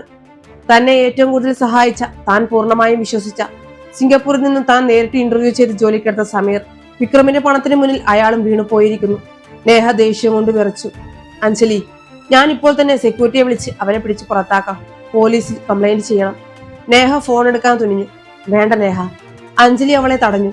അവളുടെ ശബ്ദം വളരെ ശാന്തമായിരുന്നെങ്കിലും അതിൽ വലിയൊരു കൊടുങ്കാറ്റ് ഒളിച്ചിരിപ്പുണ്ടായിരുന്നു. സമീറിനെ ഇപ്പോൾ നമ്മൾ പുറത്താക്കിയാൽ വിക്രം മറ്റൊരു വഴിയുണ്ടാക്കും. സമീർ ഒരു ചാരനാണെന്ന് അവർ അറിയരുത്. അവനെ വെച്ച് തന്നെ വിക്രമിന് ഞാൻ ഒരു കെണിയൊരുക്കും. വിക്രം സിംഘാനിയയുടെ ശവക്കുഴി തോണ്ടാൻ പോകുന്നതും ഇതേ സമയം തന്നെയായിരിക്കും. അഞ്ജലിയുടെ ചുണ്ടിൽ പ്രതികാരത്തിന്റെ ഒരു മന്ദഹാസം വിരിഞ്ഞു. കളിയുടെ നിയന്ത്രണം ഇപ്പോൾ പൂർണ്ണമായും അവളുടെ കൈകളിൽ എത്തിയിരുന്നു. പിറ്റേന്ന് രാവിലെ നിപ്പോൺ ഇന്നോവേഷൻസിന്റെ ഓഫീസിലെ അന്തരീക്ഷം പതിവിലും ശാന്തമായിരുന്നു. ആകാശം മേഘാവൃതമായിരുന്നെങ്കിലും മഴ പെയ്യുന്നുണ്ടായിരുന്നില്ല. വലിയ ഗ്ലാസ് വാതിലുകൾ കടന്ന് അഞ്ജലി ഓഫീസിലേക്ക് പ്രവേശിച്ചപ്പോൾ ജീവനക്കാർ പതിവ് പോലെ അവളെ ബഹുമാനത്തോടെ സ്വീകരിച്ചു. അവളുടെ കണ്ണുകൾ ഫ്ലോറിലൂടെ അതിവേഗം സഞ്ചരിച്ച് VP ഓപ്പറേഷൻസ് ആയ സമീറിന്റെ ക്യാബിനിൽ ചെന്ന് നിന്നു. അയാൾ എന്തോ ഫയലുകൾ പരിശോധിക്കുന്ന തിരക്കിലായിരുന്നു. അഞ്ജലിയെ കണ്ടതും അയാൾ കസേരയിൽ നിന്ന് എഴുന്നേറ്റ് തിളങ്ങുന്ന പുഞ്ചിരിയോടെ പറഞ്ഞു, good morning Anjali ma'am. Good morning Sameer. Plan വിസിറ്റിംഗിന്റെ റിപ്പോർട്ടുകൾ ഉച്ചയ്ക്ക് മുമ്പ് എന്റെ ടേബിളിൽ എത്തിക്കണം. യാതൊരു ഭാവഭേദവുമില്ലാതെ വളരെ സ്വാഭാവികമായി അവൾ മറുപടി നൽകി. ഉള്ളിലെ ആളിക്കത്തുന്ന അഗ്നിപർവ്വതം അവളുടെ മുഖത്ത് തെല്ലും പ്രതിഫലിച്ചില്ല. തന്നോട് ഏറ്റവും വലിയ ചതി ചെയ്തവനെ നോക്കി പുഞ്ചിരിക്കാൻ കഴിയുക എന്നത് ഒരു ബിസിനസ്സുകാരി എന്ന നിലയിൽ അവൾ നേടിയെടുത്ത ഏറ്റവും വലിയ മാനസിക വളർച്ചയായിരുന്നു. തന്റെ ക്യാബിനിലേക്ക് കടന്നയുടനെ അവൾ വാതിലുകൾ ലോക്ക് ചെയ്തു. അവിടെ നേഹയും മായയും അവൾക്കായി കാത്തിരിക്കുന്നുണ്ടായിരുന്നു. രണ്ടുപേരുടെയും മുഖത്ത് വലിയൊരു യുദ്ധത്തിന് തയ്യാറെടുക്കുന്ന പോരാളികളുടെ ഗൗരവം ഉണ്ടായിരുന്നു. എല്ലാവരും ശ്രദ്ധിക്കുക, അഞ്ജലി തന്റെ കസേരയിൽ ഇരുന്നു കൊണ്ട് ഗൗരവത്തോടെ പറഞ്ഞു. സമീർ നമ്മുടെ ഉള്ളിലിരിക്കുന്ന ഒരു ടൈം ബോംബാണ്. അത് പൊട്ടുന്നതിന് മുൻപ് ആ ബോംബ് ഉപയോഗിച്ച് തന്നെ വിക്രം സിംഘാനിയുടെ സാമ്രാജ്യം നമുക്ക് തകർക്കണം. അതിനായി നമ്മൾ തയ്യാറാക്കുന്ന കെണിയുടെ പേരാണ് പ്രൊജക്ട് ഒഡീസി. നേഹ ആകാംക്ഷയോടെ മുന്നോട്ട് ആഞ്ഞിരുന്നു. അഞ്ജലി ലാപ്ടോപ്പിലെ വലിയ സ്ക്രീൻ ഓൺ ചെയ്തു. സ്ക്രീനിൽ യൂറോപ്പിലെ ഒരു വലിയ കെട്ടിടത്തിന്റെ ചിത്രവും ചില സങ്കീർണമായ ഡാറ്റകളും തെളിഞ്ഞു. എന്താണ് ഈ പ്രൊജക്ട് ഒഡീസി? നേഹ ചോദിച്ചു. ഇതൊരു പൂർണ്ണമായ മിഥ്യയാണ് നേഹ. കിഴക്കൻ യൂറോപ്പിലെ ഒരു ഡമ്മി കമ്പനിയായ സൈബർടെക് ഇന്നോവേഷൻസിനെ നിപ്പോൺ ഗ്രൂപ്പ് ഏറ്റെടുക്കാൻ പോകുന്നു എന്നൊരു വ്യാജരേഖ ഞാൻ ഉണ്ടാക്കിയിട്ടുണ്ട്. ഈ രേഖകൾ പ്രകാരം ലോകത്തെ ഏറ്റവും വലിയ ക്വാണ്ടം കമ്പ്യൂട്ടിംഗ് സാങ്കേതിക വിദ്യ ഈ കമ്പനിയുടെ കൈകളിലാണ്. ഇത് സ്വന്തമാക്കിയാൽ അടുത്ത 10 വർഷത്തേക്ക് ഏഷ്യൻ മാർക്കറ്റ് പൂർണ്ണമായും നമ്മുടെ സ്വന്തമാകും. മായ സംശയത്തോടെ ചോദിച്ചു. മാം, പക്ഷേ ഈ ഡമ്മി കമ്പനി വിക്രം സിംഘാനിയെ സ്വന്തമാക്കിയാൽ അയാൾക്ക് എന്താണ് നഷ്ടം? അഞ്ജലിയുടെ ചുണ്ടിൽ വല്ലാത്തൊരു പുഞ്ചിരി വിടർന്നു. അവൾ സ്ക്രീനിലെ അടുത്ത സ്ലൈഡിലേക്ക് മാറി. അവിടെയാണ് ട്വിസ്റ്റ്. ഈ സൈബർടെക് എന്ന കമ്പനി ഇന്റർപോളിന്റെയും യൂറോപ്യൻ സൈബർ ക്രൈം ഡിപ്പാർട്ട്മെന്റിന്റെയും കർശന നിരീക്ഷണത്തിലുള്ള ഒരു കരിമ്പട്ടികയിൽപ്പെട്ട സ്ഥാപനമാണ്. നിയമവിരുദ്ധമായ ആയുധ ഇടപാടുകൾക്ക് ഫണ്ട് കൈമാറ്റം ചെയ്യുന്ന ഒരു ഷെൽ കമ്പനിയാണിത്. വിക്രം സിംഘാനിയ വാൻഗാർഡ് ഡൈനാമിക്സിന്റെ പേരിലുള്ള തന്റെ സകല അനധികൃത സമ്പാദ്യങ്ങളും ഉപയോഗിച്ച് ഈ കമ്പനിയെ നമ്മളെക്കാൾ മുൻപ് ലേലത്തിൽ പിടിക്കാൻ ശ്രമിക്കും. അയാൾ ആ കമ്പനിയുടെ അക്കൗണ്ടിലേക്ക് കോടികൾ ട്രാൻസ്ഫർ ചെയ്യുന്ന ആ നിമിഷം ഇന്റർനാഷണൽ മണി ലോണ്ടറിംഗ് നിയമപ്രകാരം അയാളുടെ അക്കൗണ്ടുകൾ മുഴുവൻ ഫ്രീസ് ചെയ്യപ്പെടും. അയാൾ എന്നേക്കുമായി തീരും. നേഹയുമായും അത്ഭുതത്തോടെ പരസ്പരം നോക്കി. അഞ്ജലിയുടെ ബുദ്ധി ഒരു ചതുരംഗത്തിലെ ഗ്രാൻഡ് മാസ്റ്ററെ പോലെയാണ് പ്രവർത്തിക്കുന്നത്. സ്വന്തം സുരക്ഷ ഉറപ്പാക്കിക്കൊണ്ട് തന്നെ ശത്രുവിനെ നിയമത്തിന്റെ കുരുക്കിലേക്ക് തള്ളിയിടുന്ന ഒരു മാസ്റ്റർ പ്ലാൻ. ഉച്ച കഴിഞ്ഞപ്പോൾ അഞ്ജലി സമീറിനെ തന്റെ ക്യാബിനിലേക്ക് വിളിപ്പിച്ചു. ക്യാബിലെ ലൈറ്റുകൾ അല്പം മങ്ങിയതായിരുന്നു. മേശപ്പുറത്ത് ഒരു റെഡ് ഫോൾഡർ ഇരിപ്പുണ്ടായിരുന്നു. സമീർ അകത്തേക്ക് കയറുമ്പോൾ അഞ്ജലി വളരെ അസ്വസ്ഥയാണെന്ന് വരുത്തി തീർത്തു. ഇരിക്കൂ സമീർ, അഞ്ജലി ദീർഘമായി നിശ്വസിച്ചുകൊണ്ട് പറഞ്ഞു. ഇന്ദ്രപ്രസ്ഥ പ്രൊജക്ട് നഷ്ടപ്പെട്ടതിന്റെ ക്ഷീണത്തിലാണ് മിസ്റ്റർ തനക. നിപ്പോൺ ഇന്നോവേഷൻസിൽ ഒരു തിരിച്ചുവരവ് അനിവാര്യമാണ്. അതുകൊണ്ട് ജപ്പാനിൽ നിന്നുള്ള ഹൈക്കമാൻഡ് എനിക്ക് നേരിട്ട് കൈമാറിയ ഒരു ഫയലാണിത്, പ്രൊജക്ട് ഒഡീസി. സമീറിന്റെ കണ്ണുകൾ ആ ചുവന്ന ഫോൾഡറിലേക്ക് നീണ്ടു. അയാളുടെ ഉള്ളിലെ അത്യാഗ്രഹം ഉണരുന്നത് അഞ്ജലിക്ക് കാണാമായിരുന്നു. നമ്മുടെ കമ്പനിയുടെ ഭാവി ഇതിലാണ് സമീർ. ഈ ഡീൽ സക്സസ് ആയാൽ ഒരുപക്ഷെ നിങ്ങളെ ഇന്ത്യൻ ബ്രാഞ്ചിന്റെ സിഇഒ ആയി ഞാൻ പ്രൊമോട്ട് ചെയ്യാൻ തരംഗയോട് ആവശ്യപ്പെടും. അഞ്ജലി തന്റെ ഏറ്റവും വലിയ തുറപ്പിച്ചിട്ട് ഇറക്കി. പക്ഷെ ഇത് അതീവ രഹസ്യമാണ്. ഫിനാൻസ് ഹെഡ് പോലും അറിഞ്ഞിട്ടില്ല. ഇതിന്റെ മുഴുവൻ നടത്തിപ്പ് ചുമതല ഞാൻ നിങ്ങളെ ഏൽപ്പിക്കുകയാണ്. എനിക്ക് ഈ കമ്പനിയിൽ ഏറ്റവും വിശ്വാസം നിങ്ങളെ മാത്രമാണ് സമീർ. ഒരു കുറ്റവാളിയുടെ നെഞ്ചിടിപ്പോടെ സമീർ ആ ഫയൽ ഏറ്റുവാങ്ങി. മാം, എന്നെ വിശ്വസിക്കാം. ഞാൻ എന്റെ ജീവൻ കൊടുത്തും ഈ പ്രൊജക്ട് വിജയിപ്പിക്കും. അയാൾ അഭിനയിച്ച് തകർത്തു. അന്ന് രാത്രി ദുബായിലെ ഒരു ആഡംബര ഹോട്ടൽ മുറിയിലിരുന്ന വിക്രം സിംഘാനിയ തന്റെ ലാപ്ടോപ്പിലേക്ക് നോക്കി അട്ടഹസിക്കുകയായിരുന്നു.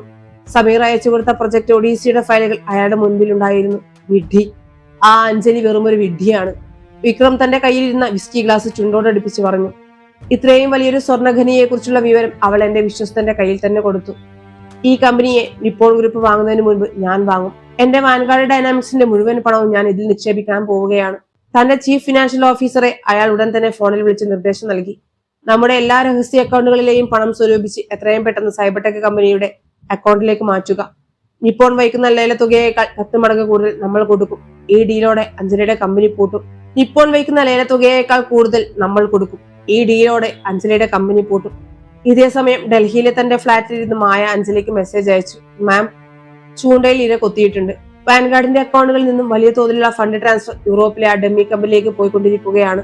തന്റെ ഫ്ളാറ്റിന്റെ ബാൽക്കണിയിൽ നിന്ന് കോരിച്ചൊരിയുന്ന മഴയിലേക്ക് നോക്കി നിൽക്കുകയായിരുന്നു അഞ്ജലി. അവളുടെ ഫോണിലെ സ്ക്രീനിലേക്ക് നോക്കി അവൾ ആശ്വാസത്തോടെ കണ്ണുകൾ അടച്ചു. കൊടുങ്കാറ്റടങ്ങാൻ പോവുകയാണ്. വർഷങ്ങൾക്ക് മുൻപ് വിക്രം തന്നെ പഠിപ്പിച്ച അതേ പാഠം അവൾ അയാൾക്ക് തിരികെ നൽകാൻ പോവുകയാണ്. അപമാനത്തിന്റെയും പരാജയത്തിന്റെയും കൈപ്പേറിയ പാഠം. ആ വലിയ മഴത്തുള്ളികൾ നഗരത്തിലെ സകല മാലിന്യങ്ങളെയും കഴുകിക്കളയുന്നത് അവൾ ശാന്തമായി നോക്കി നിന്നു. കളിയുടെ അവസാനാധ്യായം തുടങ്ങിക്കഴിഞ്ഞിരുന്നു. ദുബായിലെ പാം ജുമറയിലുള്ള ആഡംബര ഹോട്ടലിന്റെ പെന്റ് ഹൗസിൽ അന്ന് ആഘോഷത്തിന്റെ രാത്രിയായിരുന്നു. ദുബായ് നഗരത്തിന്റെ വർണ്ണശബളമായ രാത്രി കാഴ്ചകളിലേക്ക് നോക്കി വിക്രം സിംഘാനിയ തന്റെ കയ്യിലിരുന്ന വില കൂടിയ ഫ്രഞ്ച് ഷാമ്പയിൻ ഗ്ലാസ് ചുണ്ടോടടുപ്പിച്ചു. അയാളുടെ ചുണ്ടുകളിൽ ക്രൂരമായ ഒരു ചിരി തത്തിക്കളിക്കുന്നുണ്ടായിരുന്നു. കഴിഞ്ഞ കുറച്ചു മണിക്കൂറുകളായി അയാളുടെ ലാപ്ടോപ്പിൽ വിജയത്തിന്റെ കണക്കുകൾ മാത്രമാണ് തെളിഞ്ഞുകൊണ്ടിരുന്നത്. വാൻഗാർഡ് ഡൈനാമിക്സിന്റെ മുഴുവൻ സമ്പാദ്യവും കോടിക്കണക്കിന് രൂപ സൈബർടെക് ഇന്നോവേഷൻസിന്റെ അക്കൗണ്ടിലേക്ക് അയാൾ ട്രാൻസ്ഫർ ചെയ്തു കഴിഞ്ഞിരുന്നു. നിപ്പോൺ ഗ്രൂപ്പ് ലേലത്തിൽ വെച്ച തുകയേക്കാൾ എത്രയോ മടങ്ങധികം. നാളെ രാവിലെ സൂര്യൻ ഉദിക്കുമ്പോൾ അഞ്ജലിയുടെ കമ്പനി പരാജയത്തിന്റെ കൈപ്പുനീർ കുടിക്കുന്നത് കാണാൻ അയാൾക്ക് തിടുക്കമായി. എന്നാൽ ആ ഷാമ്പയിൻ ഗ്ലാസ് മേശപ്പുറത്ത് വെക്കുന്നതിന് മുമ്പ് തന്നെ ആ പെൻ ഹൗസിന്റെ വലിയ വാതിൽ ശബ്ദത്തോടെ തുറക്കപ്പെട്ടു. അപ്രതീക്ഷിതമായ ആ ശബ്ദം കേട്ട് വിക്രം ഞെട്ടിത്തിരിഞ്ഞു. തോക്കുകളേന്തിയ ദുബായ് പോലീസിന്റെയും ഇന്റർപോൾ ഉദ്യോഗസ്ഥരുടെയും ഒരു വലിയ സംഘം ആ മുറിയിലേക്ക് ഇരച്ചു കയറി. Vikram Singhania, you are under arrest, ഒരു ഇന്റർപോൾ ഉദ്യോഗസ്ഥൻ ഗാംഭീര്യത്തോടെ വിളിച്ചു പറഞ്ഞു. വാട്ട്? നിങ്ങൾക്കെന്തോ തെറ്റുപറ്റിയതാണ്. ഞാൻ ലീഗലായി ബിസിനസ് ചെയ്യുന്ന ആളാണ്. എന്തിനാണ് എന്നെ അറസ്റ്റ് ചെയ്യുന്നത്? വിക്രം പരിഭ്രാന്തിയോടെ ചോദിച്ചു. അയാളുടെ ശബ്ദം വിറയ്ക്കുന്നുണ്ടായിരുന്നു. സൈബർടെക് ഇന്നോവേഷൻസ് എന്ന കമ്പനി ഒരു അന്താരാഷ്ട്ര തീവ്രവാദ ഫണ്ടിംഗ് നെറ്റ്വർക്കിന്റെ ഭാഗമാണ്. കഴിഞ്ഞ 2 വർഷമായി ഇന്റർപോളിന്റെയും യൂറോപ്യൻ ഇക്കണോമിക്സ് ക്രൈം ഡിപ്പാർട്ട്മെന്റിന്റെയും നിരീക്ഷണത്തിലുള്ള ബ്ലാക്ക് ലിസ്റ്റഡ് കമ്പനിയാണത്. ആ കമ്പനിയുടെ അക്കൗണ്ടിലേക്ക് നിയമവിരുദ്ധമായി ക്യാഷ് ട്രാൻസ്ഫർ ചെയ്തതിന് ഇന്റർനാഷണൽ മണി ലോണ്ടറിംഗ് നിയമപ്രകാരം നിങ്ങളുടെ എല്ലാ ബാങ്ക് അക്കൗണ്ടുകളും മരവിപ്പിച്ചിരിക്കുന്നു. നിങ്ങളുടെ ബിനാമി കമ്പനിയായ വാൻഗാർഡ് ഡൈനാമിക്സ് പൂർണ്ണമായും സീൽ ചെയ്ത് കഴിഞ്ഞു. ഉദ്യോഗസ്ഥന്റെ വാക്കുകൾ കേട്ട് വിക്രമിന്റെ തല കറങ്ങി. ചുറ്റുമുള്ള ലോകം വട്ടം കറങ്ങുന്നത് പോലെ അയാൾക്ക് തോന്നി. കാലുകളിൽ നിന്നും ജീവൻ ചോർന്നു പോകുന്നത് പോലെ അയാൾ ആ വില കൂടിയ കാർപ്പറ്റിലേക്ക് മുട്ടുകുത്തി വീണു. അഞ്ജലി, അവളുടെ പേര് അയാളുടെ മനസ്സിൽ ഒരു ഇടിമുഴക്കം പോലെ കടന്നു വന്നു. താൻ വീണ്ടും അവളുടെ ബുദ്ധിക്ക് മുന്നിൽ ദയനീയമായി തോൽക്കപ്പെട്ടിരിക്കുന്നു. അന്നൊരു ബോർഡ് റൂമിൽ വെച്ച് താൻ അപമാനിച്ചിറക്കി വിട്ട ആ പെൺകുട്ടി ഇന്ന് തന്റെ സാമ്രാജ്യത്തെ വേരോടെ പിഴുതെറിഞ്ഞിരിക്കുന്നു. ഇലങ്ങണീക്കപ്പെട്ട് പുറത്തേക്ക് കൊണ്ടുപോകുമ്പോൾ അയാളുടെ കണ്ണുകളിൽ അഹങ്കാരത്തിന് പകരം മരണഭയം മാത്രമായിരുന്നു ഉണ്ടായിരുന്നത്. ന്യൂഡൽഹിയിലെ നിപ്പോൺ ഇന്നോവേഷൻസിന്റെ ഓഫീസ്. സമയം രാവിലെ 10 മണി. പുറത്ത് നല്ല വെയിലുണ്ടായിരുന്നു. അഞ്ജലി തന്റെ ക്യാബിനിൽ വളരെ ശാന്തമായി ഇരിക്കുകയാണ്. അവളുടെ മുന്നിൽ നേഹയും മായയും ഉണ്ടായിരുന്നു. ഇന്റർകോമിലൂടെ അവൾ സമീറിനെ അവിടേക്ക് വിളിപ്പിച്ചു. യാതൊന്നും അറിയാതെ വിജയശ്രീലാളിതനായി ഒരു പ്രൊമോഷൻ പ്രതീക്ഷിച്ചാണ് സമീർ ക്യാബിനിലേക്ക് കടന്നു വന്നത്. Good morning ma'am. പ്രൊജക്ട് ഒഡീസിയുടെ അപ്ഡേറ്റ്സ്? അതിരിക്കട്ടെ സമീർ, അഞ്ജലി അയാളുടെ വാക്കുകൾ മുറിച്ചുകൊണ്ട് പറഞ്ഞു. അവൾ റിമോട്ട് എടുത്ത് ക്യാബിനിലെ വലിയ ടെലിവിഷൻ ഓൺ ചെയ്തു. അതിലൊരു ഇന്റർനാഷണൽ ന്യൂസ് ചാനലായിരുന്നു. ഇന്റർനാഷണൽ മണി ലോണ്ടറിംഗ് കേസിൽ ഇന്ത്യൻ വ്യവസായി വിക്രം സിംഘാനിയ ദുബായിൽ വെച്ച് ഇന്റർപോളിന്റെ പിടിയിലായി. കോടിക്കണക്കിന് രൂപയുടെ ബിനാമി നിക്ഷേപങ്ങൾ മരവിപ്പിച്ചു. വാർത്ത കണ്ട സമീറിന്റെ മുഖത്ത് ചോര വാർന്നുപോയി. അയാളുടെ കണ്ണുകൾ ഭയം കൊണ്ട് വിടർന്നു. നെറ്റിയിൽ വിയർപ്പ് കണങ്ങൾ പൊടിഞ്ഞു. അഞ്ജലി കസേരയിൽ നിന്നും എഴുന്നേറ്റ് അയാളുടെ അടുത്തേക്ക് നടന്നു. സൈബർടെക് എന്ന് പറയുന്നത് ഞാൻ ഉണ്ടാക്കിയ വെറും ഒരു സാങ്കല്പിക കമ്പനിയാണ് സമീർ. വിക്രം സിംഘാനിയെ കൊടുക്കാൻ ഞാനിട്ട ഒരു ചൂണ്ട. പക്ഷെ ആ ഇര വിഴുങ്ങിയത് അയാൾ മാത്രമല്ല. പണത്തിനോടുള്ള അത്യാർത്ഥി കാരണം സ്വന്തം സ്ഥാപനത്തെ ഒറ്റിക്കൊടുത്ത നിങ്ങളുമാണ്. ഇന്ദ്രപ്രസ്ഥ പ്രൊജക്ട് മുതൽ ഈ വ്യാജ പ്രൊജക്ട് വരെ നിങ്ങൾ ചോർത്തിയത് കൃത്യമായ തെളിവുകളോടെ ഞങ്ങൾ ട്രാക്ക് ചെയ്തിട്ടുണ്ട്. സമീറിന്റെ കാലുകൾ വിറച്ചു. അയാൾ അഞ്ജലിയുടെ മുന്നിൽ കൈകൾ കൂപ്പി. മാം എന്നോട് ക്ഷമിക്കണം. വിക്രം സിംഘാനിയ എനിക്ക് ഒരുപാട് പണം ഓഫർ ചെയ്തു. എന്റെ തെറ്റ്. ചില തെറ്റുകൾക്ക് കോർപ്പറേറ്റ് ലോകത്ത് മാപ്പില്ല സമീർ, പ്രത്യേകിച്ച് വിശ്വാസവഞ്ചനയ്ക്ക്.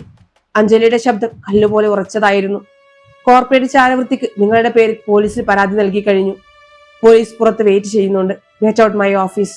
തലകുനിച്ച് അപമാനഭാരത്തോടെ സമീർ പുറത്തേക്ക് നടക്കുമ്പോൾ അഞ്ജലി ദീർഘമായി ഒന്നുകൂടി നിശ്വസിച്ചു.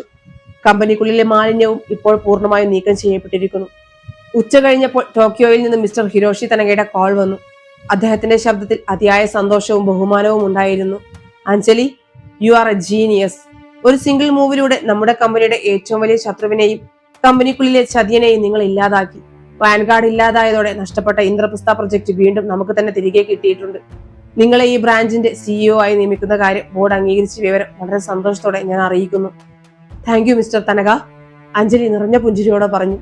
ഫോൺ വെച്ച ശേഷം അഞ്ജലി തന്റെ സീറ്റിലിരുന്നു. കഴിഞ്ഞ കുറെ വർഷങ്ങളായി താൻ നടന്നു വന്ന വഴികളിലൂടെ അവരുടെ മനസ്സ് സഞ്ചരിച്ചു.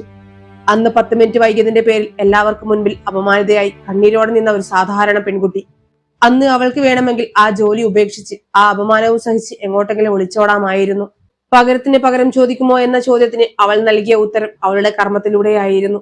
സത്യസന്ധതയും കഠിനാധ്വാനവും ആത്മാഭിമാനവും ഉണ്ടെങ്കിൽ ഏതൊരു കോർപ്പറേറ്റ് സാമ്രാജ്യത്തെയും വിറപ്പിക്കാൻ ഒരു പെൺകുട്ടിക്ക് കഴിയുമെന്ന് അവൾ തെളിയിച്ചു. അവൾ തന്റെ ടേബിളിൽ ഇരുന്ന അച്ഛന്റെയും അമ്മയുടെയും അനുജത്തിയുടെയും ഫോട്ടോയിലേക്ക് നോക്കി.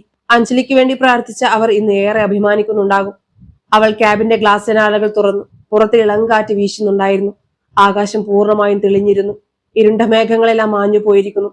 നഗരത്തിന്റെ നെറുകയിൽ തിളങ്ങി നിൽക്കുന്ന സൂര്യനെ നോക്കി അവൾ ആത്മവിശ്വാസത്തോടെ പുഞ്ചിരിച്ചു. ഇനി ഭയമില്ല, തോൽവികളില്ല. വെളിച്ചം നിറഞ്ഞ ഒരു വലിയ സാമ്രാജ്യം അവൾക്ക് മുന്നിൽ ഇനിയും കീഴടക്കാൻ ബാക്കിയുണ്ടായിരുന്നു. കാലം ഒരു ശാന്തമായ പുഴ പോലെ ഒഴുകി മറഞ്ഞു. ഇപ്പോൾ ഇന്നോവേഷൻസിന്റെ സിഇഒ എന്ന നിലയിൽ അഞ്ജലി മേനോൻ എന്ന പേര് കോർപ്പറേറ്റ് ലോകത്ത് ഒരു സുവർണ ലിപികളാൽ എഴുതപ്പെട്ട് കഴിഞ്ഞിരുന്നു. അന്ന് അവൾ ഓഫീസിൽ നിന്ന് നേരത്തെ ഇറങ്ങി. മനസ്സിൽ വലിയൊരു സന്തോഷത്തിന്റെ അലമാലകൾ ഉണ്ടായിരുന്നു. വർഷങ്ങൾക്ക് മുൻപ് തന്റെ കഷ്ടപ്പാടുകൾക്കിടയിലും അവൾ കണ്ട ഏറ്റവും വലിയ സ്വപ്നം ഇന്നലെ പൂവണിഞ്ഞിരിക്കുന്നു. ലണ്ടനിൽ നിന്നും ബിസിനസ് മാനേജ്മെന്റിൽ മാസ്റ്റർ ബിരുദം പൂർത്തിയാക്കി അവളുടെ പ്രിയപ്പെട്ട അനുജത്തി ആര്യ ഇന്നലെ നാട്ടിൽ തിരിച്ചെത്തിയിരിക്കുകയാണ്. വിമാനത്താവളത്തിൽ വെച്ച് അവളെ കെട്ടിപ്പിടിച്ചപ്പോൾ അഞ്ജലിയുടെ കണ്ണുകളിൽ നിന്നും അറന്നു വീണത് അഭിമാനത്തിന്റെ കണ്ണുനീരായിരുന്നു. നഗരത്തിന്റെ തിരക്കുകളിൽ നിന്നും അല്പം മാറി വലിയ മരങ്ങൾ അതിരിടുന്ന ശാന്തമായ ഒരു റെസിഡൻഷ്യൽ ഏരിയയിലായിരുന്നു അവരുടെ പുതിയ വീട്. അച്ഛനും അമ്മയ്ക്കും സമാധാനമായി ജീവിക്കാൻ വേണ്ടിയാണ് എല്ലാ സൗകര്യങ്ങളുമുള്ള ആ വലിയ വീട് അഞ്ജലി വാങ്ങിയത്. വണ്ടി ഗേറ്റിലേക്ക് കടക്കുമ്പോൾ തന്നെ വീട്ടിൽ നിന്നുള്ള ചിരിയുടെ ശബ്ദം അവൾ കേട്ടു. മുറ്റത്തെ ഊഞ്ഞാലിലിരുന്ന് ആര്യ ലണ്ടനിലെ തന്റെ വിശേഷങ്ങൾ അച്ഛനോടും അമ്മയോടും വാതോരാതെ പറയുകയാണ്. അഞ്ജലിയെ കണ്ടതും ആര്യ ഓടി വന്ന് അവളെ കെട്ടിപ്പിടിച്ചു. ചേച്ചി, നീ നേരത്തെ വന്നല്ലോ. ഞാൻ കരുതി സിഒ മാഡം പാതിരാത്രിയെ വരൂ എന്ന്. ആര്യ കുസൃതിയോടെ ചിരിച്ചു. എന്റെ കുറുമ്പി പെണ്ണ് വർഷങ്ങൾക്ക് ശേഷം പഠിപ്പൊക്കെ കഴിഞ്ഞ് വരുമ്പോൾ എനിക്ക് ഓഫീസിലിരിക്കാൻ തോന്നുമോ? അഞ്ജലി അവളുടെ കവിളിൽ തട്ടി. അത്താഴത്തിനിരിക്കുമ്പോൾ ആ വലിയ ഡൈനിങ് ടേബിൾ ഒരു ഉത്സവപ്പറമ്പ് പോലെയായിരുന്നു. അമ്മയുണ്ടാക്കിയ നാടൻ വിഭവങ്ങൾ ആസ്വദിച്ചു കഴിക്കുമ്പോൾ അഞ്ജലിക്ക് തോന്നി തന്റെ ജീവിതം ഇപ്പോൾ പൂർണ്ണമായിരിക്കുന്നു എന്ന്. പട്ടിണിയും പരിഹാസവും നിറഞ്ഞ പഴയ കാലം ഒരു ദുസ്വപ്നം പോലെ അകന്നു പോയിരിക്കുന്നു. ഇപ്പോൾ തനിക്കും തന്റെ കുടുംബത്തിനും ചുറ്റും ഒരു സുരക്ഷിതമായ കോട്ടയുണ്ട്. പക്ഷെ ആ കോട്ടകൾ തകർക്കാൻ ചുറ്റും ചെന്നായി കണ്ണുകൾ പിന്തുടരുന്നുണ്ടെന്ന് അവൾ അറിഞ്ഞിരുന്നില്ല. അതേസമയം ഡൽഹിയിലെ അതീവ സുരക്ഷയുള്ള തീഹാർ ജയിലിന്റെ 8-ാം നമ്പർ സെല്ലിൽ തണുത്ത സിമന്റ് തറയിലിരുന്ന് ഒരാൾ തന്റെ വിരലുകൾ ഞെരിക്കുന്നുണ്ടായിരുന്നു. വിക്രം സിംഘാനിയ. കോർപ്പറേറ്റ് ലോകത്തെ കിരീടം വെക്കാത്ത രാജാവായിരുന്ന അയാൾ ഇന്ന് നീളമുള്ള ഒരു സെല്ലിലെ തടവുകാരനാണ്. വില കൂടിയ ഇറ്റാലിയൻ സ്യൂട്ടുകളുടെ സ്ഥാനത്ത് പരുക്കൻ ജയിൽ വസ്ത്രങ്ങൾ. താടി നീട്ടി വളർത്തിയ അയാളുടെ മുഖത്ത് പശ്ചാത്താപത്തിന് നേരിയ കണിക പോലും ഉണ്ടായിരുന്നില്ല. മറിച്ച് സർപ്പത്തെ പോലെ ചീർന്ന പകയായിരുന്നു ആ കണ്ണുകളിൽ. അയാളുടെ കോടിക്കണക്കിന് വരുന്ന സാമ്രാജ്യം അഞ്ജലി തകർത്തു കളഞ്ഞു. തന്നെ ജയിലഴിക്കുള്ളിലാക്കി നിയമത്തിന്റെ പഴുതുകളിലൂടെ പുറത്തിറങ്ങാൻ താൻ നടത്തിയ സകല ശ്രമങ്ങളും അവൾ പൂട്ടിക്കളഞ്ഞു. ബിസിനസ് ലോകത്ത് അവളെ നേരിടാൻ ഇനി തനിക്ക് കഴിയില്ലെന്ന് അയാൾക്ക് ഉറപ്പായിരുന്നു. അത്രത്തോളം ശക്തമാണ് അവളുടെ പ്രതിരോധം. എന്നാൽ കോർപ്പറേറ്റ് യുദ്ധങ്ങൾക്കപ്പുറം മറ്റൊരു യുദ്ധമുണ്ടെന്ന് വിക്രം ചിന്തിച്ചു. മനുഷ്യന്റെ ഏറ്റവും വലിയ ദൗർബല്യം അവരുടെ പണമോ പദവിയോ അല്ല, അവരുടെ സ്വന്തം രക്തമാണ്. അവൾ എന്റെ ലോകം തകർത്തു, പകരം അവളുടെ ലോകത്തെ ഞാൻ ഇല്ലാതാക്കും. അവളുടെ ഓരോ ശ്വാസത്തിലും അവൾ ഭയം എന്താണെന്ന് അറിയണം. വിക്രം തന്റെ കയ്യിലിരുന്ന സ്മാർട്ട് ഫോണിലേക്ക് നോക്കി പല്ലിറുമി. പണമുണ്ടെങ്കിൽ ജയിലിനുള്ളിലും എന്തും സാധിക്കുമെന്നത് ഒരു നഗ്ന സത്യമാണ്. ജയിൽ വാർഡനെ സ്വാധീനിച്ച് സ്വന്തമാക്കിയ ആ ഫോണിലൂടെ നഗരത്തിലെ ഏറ്റവും ക്രൂരരായ അധോലോക സംഘങ്ങളുമായി അയാൾ ബന്ധം സ്ഥാപിച്ചു കഴിഞ്ഞിരുന്നു. അയാൾക്ക് വേണ്ടത് കോൺട്രാക്റ്റുകളോ കമ്പനികളോ ആയിരുന്നില്ല, മറിച്ച് അഞ്ജലിയുടെ കണ്ണീരായിരുന്നു. രാത്രി ഭക്ഷണം കഴിഞ്ഞ് അഞ്ജലിയും ആരെയും കൂടെ ബാൽക്കണിയിൽ സംസാരിച്ചിരിക്കുകയായിരുന്നു. ആകാശത്ത് നിലാവുണ്ടായിരുന്നു. ചേച്ചി, ആര്യ പെട്ടെന്ന് ഗൗരവത്തോടെ വിളിച്ചു. അവളുടെ മുഖത്തെ ചിരി മാഞ്ഞിരുന്നു. എന്താ മോളെ? ഇന്നലെ എയർപോർട്ടിൽ നിന്ന് നമ്മൾ വരുമ്പോഴും ഇന്ന് രാവിലെ ഞാൻ എന്റെ പഴയ സുഹൃത്തുക്കളെ കാണാൻ മാളിൽ പോയപ്പോഴും എനിക്ക് വല്ലാത്തൊരു തോന്നൽ. ആരോ എന്നെ നിരന്തരം ഫോളോ ചെയ്യുന്നത് പോലെ. ഒരു കറുത്ത നിറത്തിലുള്ള SUV. അതിൽ നമ്പർ പ്ലേറ്റ് ഉണ്ടായിരുന്നില്ല. ആര്യയുടെ ശബ്ദത്തിൽ നേരിയ ഭയമുണ്ടായിരുന്നു. അഞ്ജലിയുടെ നെഞ്ചിടിപ്പ് ഒരു നിമിഷം നിലച്ചു. അവൾ പതുക്കെ എഴുന്നേറ്റ് ബാൽക്കണിയുടെ കൈവിരലിൽ പിടിച്ച് പുറത്തേക്ക് നോക്കി. റോഡിലെ തെരുവ് വിളക്കുകൾക്ക് താഴെ കുറച്ചകലെയായി ഇരുളിൽ മറഞ്ഞു കിടക്കുന്ന ആ കറുത്ത വാഹനം അവളുടെ കണ്ണുകളിൽ ഉടക്കി. ഗ്ലാസുകൾ പൂർണ്ണമായും കറുപ്പിച്ച ഒരു വണ്ടി. അവൾ ആര്യയെ ആശ്വസിപ്പിച്ചു. നിനക്ക് വെറുതെ തോന്നുന്നാകും മോളെ, നീ പോയി കിടന്നുറങ്ങാൻ നോക്ക്, യാത്രാക്ഷീണം കാണും. ആര്യ മുറിയിലേക്ക് പോയ ഉടനെ അഞ്ജലിയുടെ ഫോണിലേക്ക് ഒരു വാട്സപ്പ് മെസ്സേജ് വന്നു. ഒരു അൺനോൺ നമ്പറിൽ നിന്നായിരുന്നു അത്. അവൾ മെസ്സേജ് തുറന്നു. അതൊരു ഫോട്ടോ ആയിരുന്നു. അവളുടെ അച്ഛൻ രാവിലെ മുറ്റത്ത് ചെടികൾക്ക് വെള്ളമൊഴിക്കുന്നതിന്റെയും അമ്മ പൂമുഖത്ത് നിൽക്കുന്നതിന്റെയും ഏറ്റവും അവസാനമായി ആര്യ ഇന്ന് മാറി നിൽക്കുന്നതിന്റെയും വളരെ അടുത്തു നിന്നെടുത്ത ചിത്രങ്ങൾ. ആ ചിത്രങ്ങളുടെ താഴെ ഇപ്രകാരം ടൈപ്പ് ചെയ്തിട്ടുണ്ടായിരുന്നു: ബോർഡ് റൂമിലെ നിന്റെ കണക്കുകൾക്കും ബുദ്ധിക്കും നിന്റെ കമ്പനിയെ രക്ഷിക്കാൻ കഴിഞ്ഞേക്കാം അഞ്ജലി, പക്ഷേ ഒരു കഴുകന്റെ നഖങ്ങൾക്കിടയിൽ നിന്നും നിന്റെ ജീവന്റെ പാതികളെ നീ എങ്ങനെ സംരക്ഷിക്കും? ഗെയിം ഓവർ ആയിട്ടില്ല അഞ്ജലി, രക്തം വീഴുന്ന കളി ഇപ്പോൾ തുടങ്ങുന്നതേയുള്ളൂ. വിക്രം സിംഘാനിയ. അഞ്ജലിയുടെ ശരീരം മുഴുവൻ ഒരു നിമിഷം തണുത്തുറഞ്ഞു. ഫോൺ കയ്യിൽ നിന്ന് താഴേക്ക് വീഴാൻ പോയി. അവൾ ബാൽക്കണിയിൽ നിന്നും താഴേക്ക് നോക്കി. ആ കറുത്ത വാഹനം അവിടെ നിന്ന് പതുക്കെ മുന്നോട്ട് നീങ്ങി ഇരുട്ടിലേക്ക് മറിയുകയായിരുന്നു. ഭയം അവളുടെ മനസ്സിനെ വരിഞ്ഞു മുറുക്കി. ബിസിനസ് ലോകത്തെ ശത്രുക്കളെയല്ല, കൊലക്കയർ കയ്യിലേന്തിയ ഗുണ്ടകളെയാണ് ഇനി തനിക്ക് നേരിടാനുള്ളത്. തന്റെ പ്രിയപ്പെട്ടവരുടെ ജീവന് ചുറ്റും മരണത്തിന്റെ വല വിരിച്ചിരിക്കുന്നു. ഒരു നിമിഷം വിറങ്ങലിച്ചു നിന്ന അഞ്ജലി തന്റെ കണ്ണുകൾ ഇറുക്കി അടച്ചു. അവളുടെ അച്ഛൻ എപ്പോഴും പറയാറുള്ള വാക്കുകൾ അവൾക്ക് ഓർമ്മ വന്നു. തോൽക്കാൻ തയ്യാറല്ലാത്തവനെ തോൽപ്പിക്കാൻ ഒരു ശക്തിക്കും കഴിയില്ല. അവൾ കണ്ണുകൾ തുറന്നപ്പോൾ അതിൽ ഭയമായിരുന്നില്ല, മറിച്ച് തന്റെ കുടുംബത്തെ സംരക്ഷിക്കാൻ ഏതറ്റം വരെയും പോകാൻ തയ്യാറായ ഒരു പോരാളിയുടെ ഉഗ്രകോപമായിരുന്നു. അതെ, യുദ്ധം തുടങ്ങിയിട്ടേയുള്ളൂ. ആ രാത്രി അഞ്ജലിക്ക് ഉറങ്ങാൻ കഴിഞ്ഞില്ല. മുറിയിലെ ക്ലോക്കിലെ സൂചികളുടെ ശബ്ദം പോലും അവളുടെ കാതുകളിൽ ഒരു ഇടിമുഴക്കം പോലെയാണ് മുഴങ്ങിയത്. കിടക്കയിൽ തിരിഞ്ഞും മറിഞ്ഞും കിടന്നിട്ടും അവളുടെ കണ്ണുകളിലേക്ക് ഉറക്കം വന്നില്ല. മനസ്സിൽ മുഴുവൻ ആ വാട്സപ്പ് സന്ദേശവും കറുത്ത വാഹനവുമാണ് നിറഞ്ഞു നിന്നത്. ജനാലയ്ക്കരികിൽ ചെന്ന് ഇരുളിലേക്ക് നോക്കി നിൽക്കുമ്പോൾ തണുത്ത കാറ്റ് അവളുടെ മുഖത്ത് തട്ടിയിട്ടും ഉള്ളിലെ ആളിക്കത്തുന്ന തീ അണയുന്നില്ലായിരുന്നു. തന്റെ സാമ്രാജ്യത്തെ വെല്ലുവിളിച്ചപ്പോൾ അവൾക്ക് ഭയമുണ്ടായിരുന്നില്ല. എന്നാൽ തന്റെ അച്ഛന്റെയും അമ്മയുടെയും ജീവന്റെ പാതിയായ അനുജത്തിയുടെയും ജീവന് നേരെ ഒരു ഭീഷണി ഉയർന്നപ്പോൾ ഒരു സാധാരണ പെൺകുട്ടിയുടെ നിസ്സഹായത അവളെ വരിഞ്ഞു മുറുക്കി. ഇല്ല, ഞാൻ തളരില്ല, അവൾ സ്വയം മന്ത്രിച്ചു.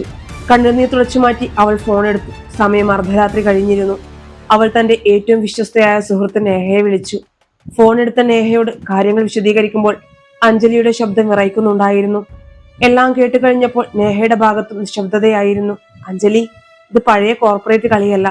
വിക്രം സിംഘാനിയ ഇപ്പോൾ ഉപയോഗിക്കുന്നത് അധോലോകത്തെ വാടക കൊലയാളികളെയാണ്. നമ്മൾ നേരിട്ട് പോലീസിൽ പരാതിപ്പെട്ടാൽ അത് മാധ്യമങ്ങളിൽ വരും. മാത്രമല്ല അത് വിക്രമിനെ പ്രകോപിപ്പിക്കുകയും അയാൾ പെട്ടെന്ന് ആക്രമിക്കാൻ സാധ്യത കൂട്ടുകയും ചെയ്യും.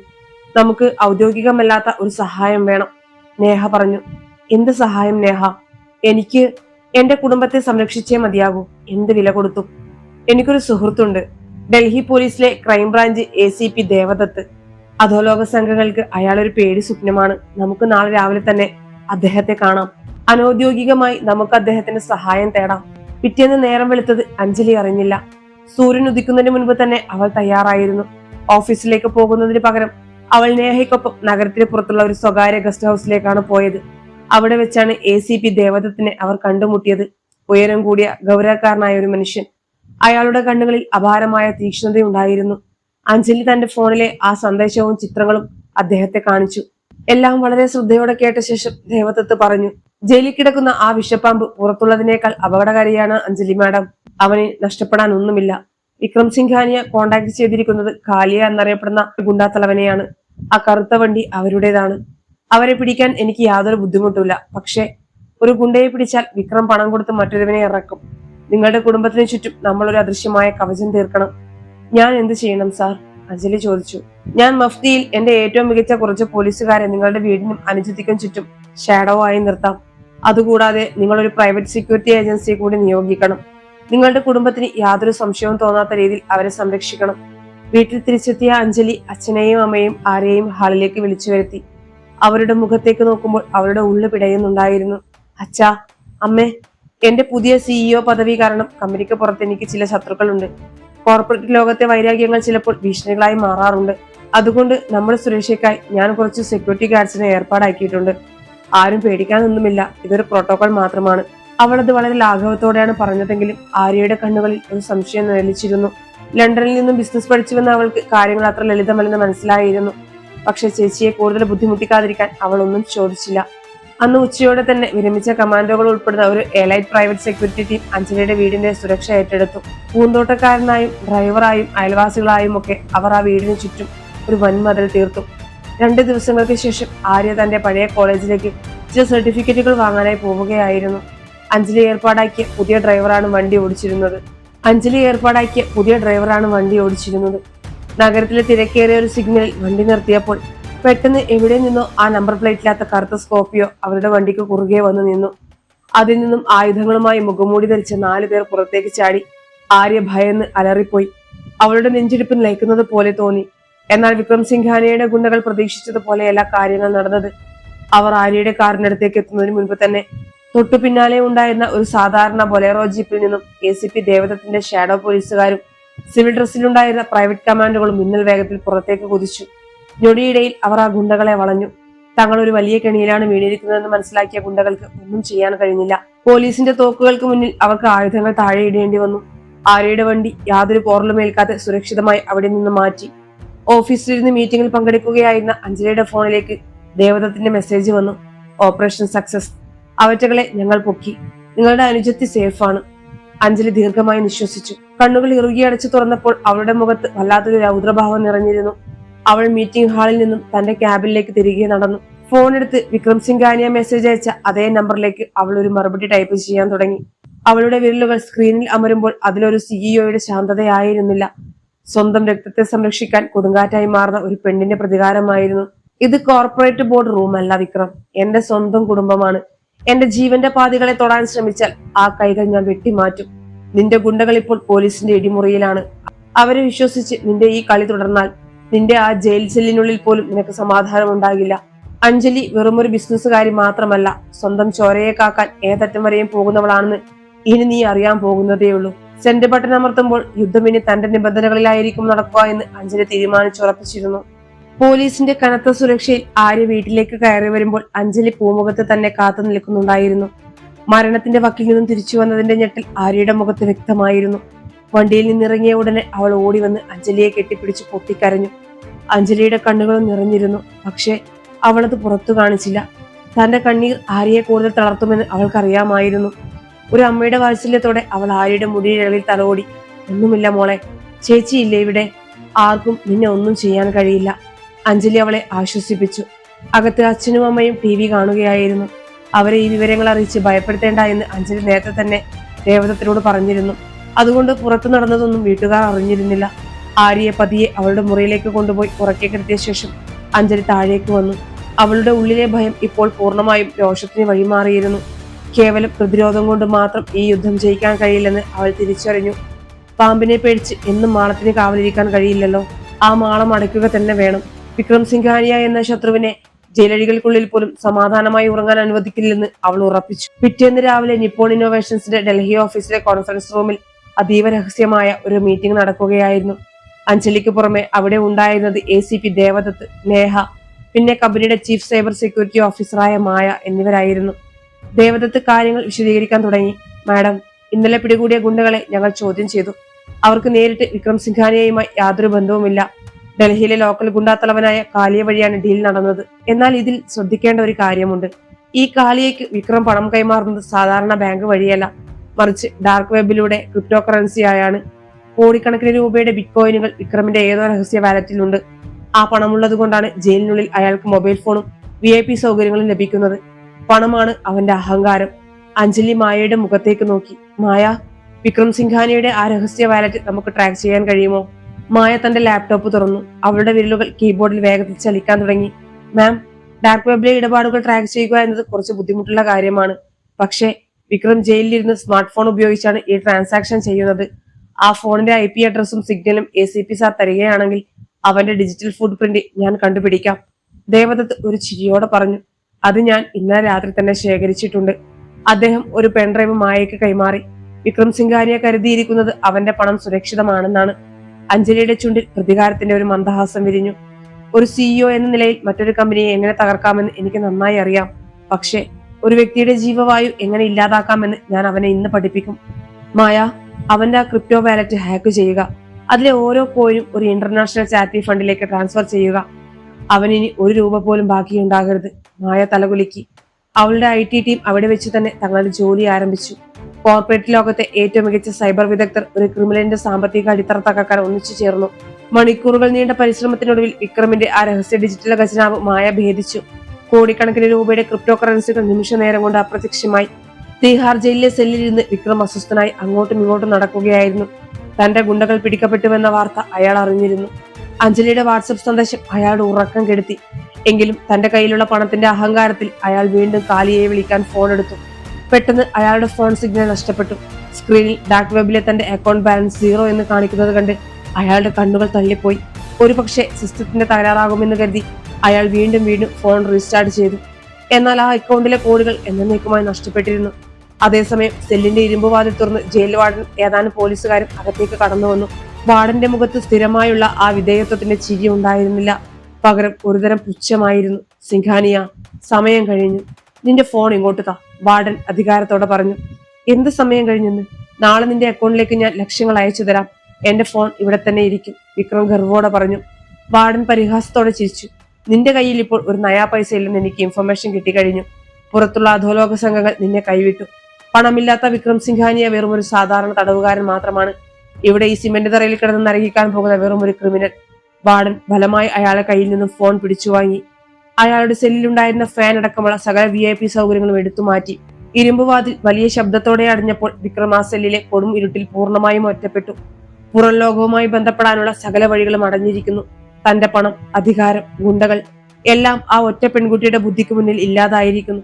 അഞ്ജലി മേനോൻ വെറുമൊരു ഇരയല്ല, വേട്ടയാടുന്നവളാണെന്ന് അയാൾ ആ ഇരുട്ടിലിരുന്ന് തിരിച്ചറിയുകയായിരുന്നു. ഇനി ഈ 4 ചുവരുകൾക്കുള്ളിൽ ഭയത്തോടെ കഴിയുക എന്നത് മാത്രമാണ് തന്റെ വിധിയെന്ന് മനസ്സിലാക്കിയ വിക്രം സിംഘാനിയ നിരാശയോടെ തലയിൽ കൈവച്ച് നിലവിളിച്ചു. ആ നിലവിളി ആ ജയിൽ മതിലുകൾക്കുള്ളിൽ തന്നെ തട്ടിത്തകർന്നു വീണു. രാത്രിയുടെ ഭയാനകമായ ഇരുട്ട് പൂർണ്ണമായും വഴിമാറി നഗരത്തിൽ പുതിയൊരു പുലരി പിറന്നു. അഞ്ജലിയുടെ വീടിന്റെ പന്നീർപ്പൂക്കളിൽ വീണ മഞ്ഞുതുള്ളികൾക്ക് ഇന്ന് പതിവില്ലാത്ത ഒരു തിളക്കമുണ്ടായിരുന്നു. ഇളം കാറ്റിൽ ആ പൂക്കൾ തലയാട്ടുമ്പോൾ കഴിഞ്ഞ കുറച്ചു ദിവസങ്ങളായി ആ വീടിനെ മൂടി നിന്നിരുന്ന ഭയത്തിന്റെ കരുനിഴലുകൾ എങ്ങോട്ടോ പറന്നകലുകയായിരുന്നു. മുകളിലത്തെ നിലയിലെ ബാൽക്കണിയിൽ ആവി പറക്കുന്ന ഒരു കപ്പ് കാപ്പിയുമായി നിൽക്കുമ്പോൾ അഞ്ജലിയുടെ മനസ്സ് ഒരു വലിയ കൊടുങ്കാറ്റിന് ശേഷമുള്ള ശാന്തതയിലായിരുന്നു. അവളുടെ കണ്ണുകൾ മുറ്റത്തെ ഗേറ്റിലേക്ക് നീണ്ടു. അവിടെ ഇപ്പോൾ അദൃശ്യമായ ഒരു സുരക്ഷാ വലയമുണ്ട്. എങ്കിലും അതിലൊരു ഭയമില്ല, മറിച്ച് തന്റെ പ്രിയപ്പെട്ടവരെ സംരക്ഷിക്കാൻ കഴിഞ്ഞു എന്ന വലിയൊരു സമാധാനമാണ് ആ നിമിഷം അവൾക്ക് അനുഭവപ്പെട്ടത്. വിക്രം സിംഘാനിയ എന്ന ക്രൂരനായ ശത്രു ഇപ്പോൾ തിഹാർ ജയിലിലെ ഇരുട്ടിൽ സകല അധികാരങ്ങളും പണവും നഷ്ടപ്പെട്ട് ഒരു പുഴുവിനെ പോലെ കഴിയുകയാണെന്ന സത്യം അവൾക്ക് വലിയൊരു ആശ്വാസം നൽകി. പ്രതികാരം എന്നതിലുപരി സ്വന്തം രക്തത്തെ കാത്തുരക്ഷിക്കാനുള്ള ഒരു പെൺകുട്ടിയുടെ പോരാട്ടമായിരുന്നു അത്. ആ പോരാട്ടത്തിൽ അവൾ വിജയിച്ചിരിക്കുന്നു. ചേച്ചി, നീ ഇത്ര നേരത്തെ എഴുന്നേറ്റോ? പിന്നിൽ നിന്നുള്ള ആര്യയുടെ ശബ്ദം കേട്ട് അഞ്ജലി തിരിഞ്ഞു നോക്കി. ഉറക്കച്ചടവുള്ള കണ്ണുകളോടെ ചിരിച്ചുകൊണ്ട് നിൽക്കുകയാണ് അവൾ. ലണ്ടനിലെ പഠനമൊക്കെ കഴിഞ്ഞു വന്നിട്ടും അവൾ ഇപ്പോഴും താൻ കൊഞ്ചിച്ചു വളർത്തിയ ആ പഴയ കൊച്ചുകുട്ടി തന്നെയാണ് അഞ്ജലിക്ക് തോന്നി. ഞാൻ ഇന്ന് നേരത്തെ ഉറക്കമുണർന്നു മോളെ, നീ വാ, ഇവിടെ വന്നിരിക്കി. അഞ്ജലി അടുത്തുള്ള ചൂരൽ കസേരയിലേക്ക് ചൂണ്ടി. ആര്യ വന്ന് അവളുടെ അടുത്തിരുന്നു. ആര്യയുടെ മുഖത്ത് ഇന്നലെ കണ്ട ആ ഭയമില്ല. പോലീസുകാർ ഗുണ്ടകളെ പിടിച്ചതിനു ശേഷം അതൊരു സാധാരണ വധശ്രമമാണെന്നും പഴയ കമ്പനിയിലെ ചില ശത്രുക്കളാണ് അത് പിന്നിലെന്നും അവരെയൊക്കെ പോലീസ് എന്നേക്കുമായി അകത്താക്കിയെന്നും അഞ്ജലി അവളെ വിശ്വസിപ്പിച്ചിരുന്നു. കൂടുതൽ സത്യങ്ങൾ പറഞ്ഞ് അവളെ ഭയപ്പെടുത്താൻ അഞ്ജലിക്ക് താല്പര്യമില്ലായിരുന്നു. ചേച്ചി, എനിക്ക് നിന്നോട് വലിയൊരു കാര്യം പറയാനുണ്ട്.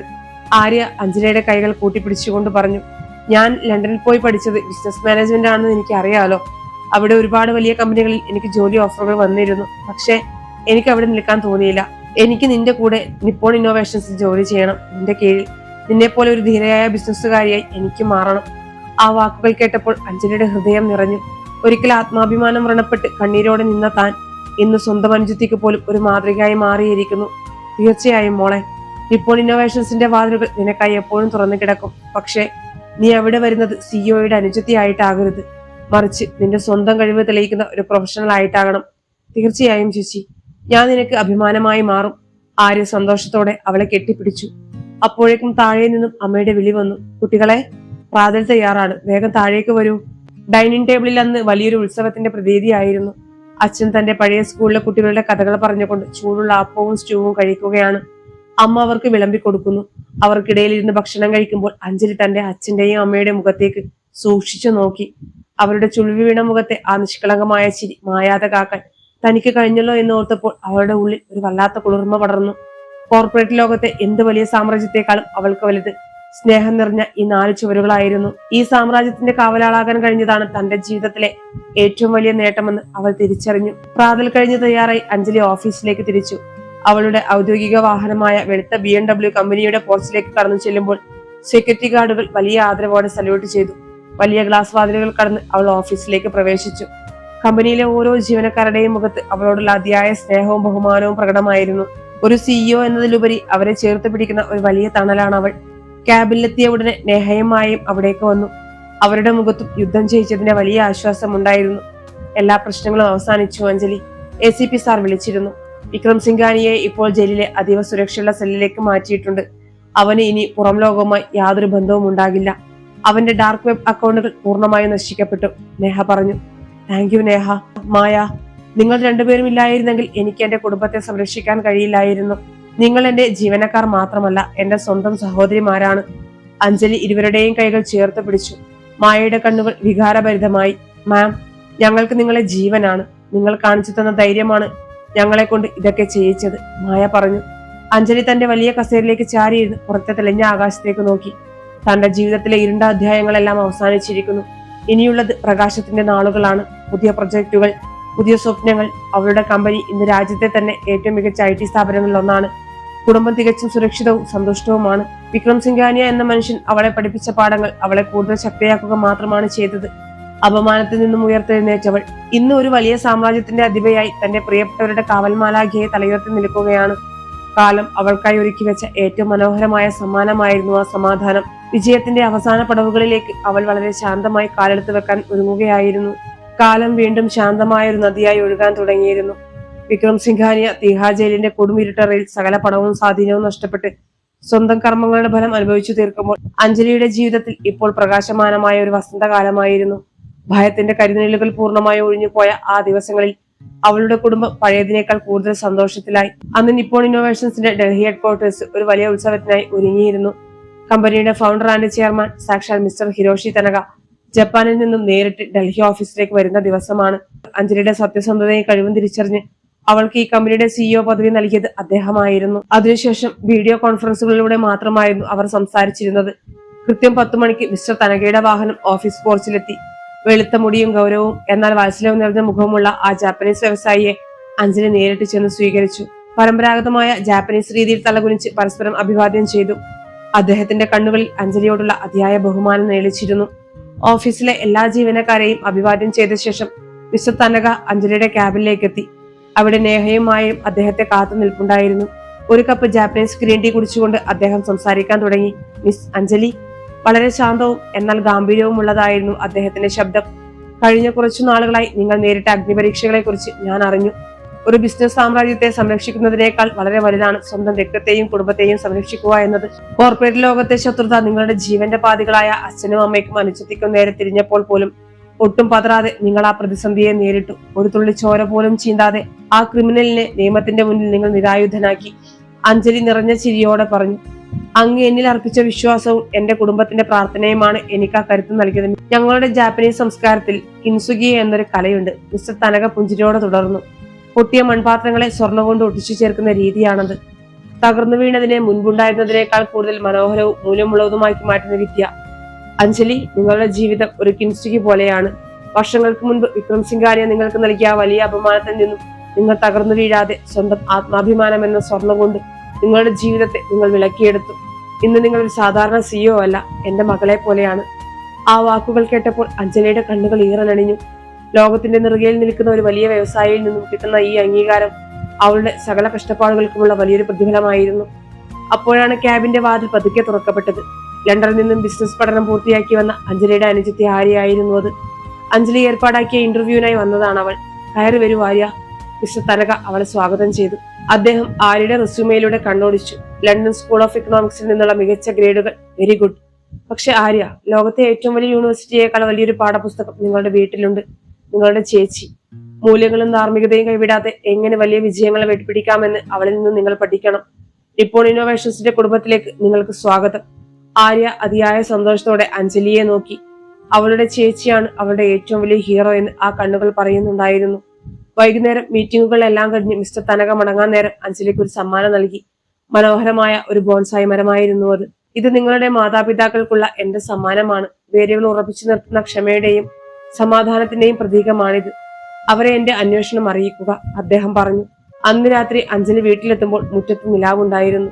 അച്ഛനും അമ്മയും ആരെയും അവളെ കാത്തിരിക്കുകയാണ്. മിസ്റ്റർ തനക കൊടുത്തയച്ച ബോൺസായി മരം അവൾ അച്ഛന്റെ കയ്യിൽ നൽകി. അതിലെ ഓരോ പച്ചപ്പിലും ഒരു വലിയ അതിജീവനത്തിന്റെ കഥയുണ്ടായിരുന്നു. ഭക്ഷണം കഴിഞ്ഞ് തന്റെ മുറിയിലെ ബാൽക്കണിയിൽ തനിച്ചു നിൽക്കുമ്പോൾ അഞ്ജലി നഗരത്തിന്റെ വെളിച്ചത്തിലേക്ക് നോക്കി ദീർഘമായി നിശ്വസിച്ചു. അവളുടെ ചുണ്ടിൽ വലിയൊരു പുഞ്ചിരി ഉണ്ടായിരുന്നു. കഥ തുടങ്ങിയ ആ പഴയ ബോർഡ് റൂം അവളുടെ ഓർമ്മയിൽ വന്നു. 10 മിനിറ്റ് വൈകിയതിന് അപമാനഭാരത്താൽ തലകുനിച്ചു നിന്ന കണ്ണീരൊഴുക്കിയ ആ സാധാരണക്കാരിയായ പെൺകുട്ടി ഇന്ന് മരിച്ചിരിക്കുന്നു. അവിടെ നിന്നും തുടങ്ങുകയായിരുന്നു അവളുടെ യാത്ര. തന്നെ വീഴ്ത്താൻ ശ്രമിച്ചവർക്ക് മുന്നിൽ പരാജിതയാകാതെ തന്റെ ബുദ്ധിയും വിവേകം കൊണ്ട് അവൾ ആ പഴയ ശത്രുക്കളെ വേരോടെ പിഴുതെറിഞ്ഞു. സ്വന്തം കുടുംബത്തെ സ്നേഹത്തിന്റെ അദൃശ്യമായ കവചം കൊണ്ട് അവൾ പൊതിഞ്ഞു പിടിച്ചു. ഇന്ന് അവൾക്ക് ഭയമില്ല, തോൽവികളില്ല. രാജ്യത്തെ ഏറ്റവും വലിയ കോർപ്പറേറ്റ് കമ്പനികളൊന്നിന്റെ തലപ്പത്തിരിക്കുമ്പോഴും അവൾ അഹങ്കരിച്ചില്ല. ഒരു നല്ല മകളായി, സ്നേഹമുള്ള ചേച്ചിയായി, നീതിബോധമുള്ള ഒരു പോരാളിയായി അവൾ തന്റെ ജീവിതം തിരുത്തിയെഴുതി. ഇരുണ്ട മേഘങ്ങൾ പൂർണ്ണമായും ഒഴിഞ്ഞുമാറിയ ആകാശത്ത് ഇപ്പോൾ തിളങ്ങുന്ന നക്ഷത്രങ്ങൾ മാത്രമായിരുന്നു ഉണ്ടായിരുന്നത്.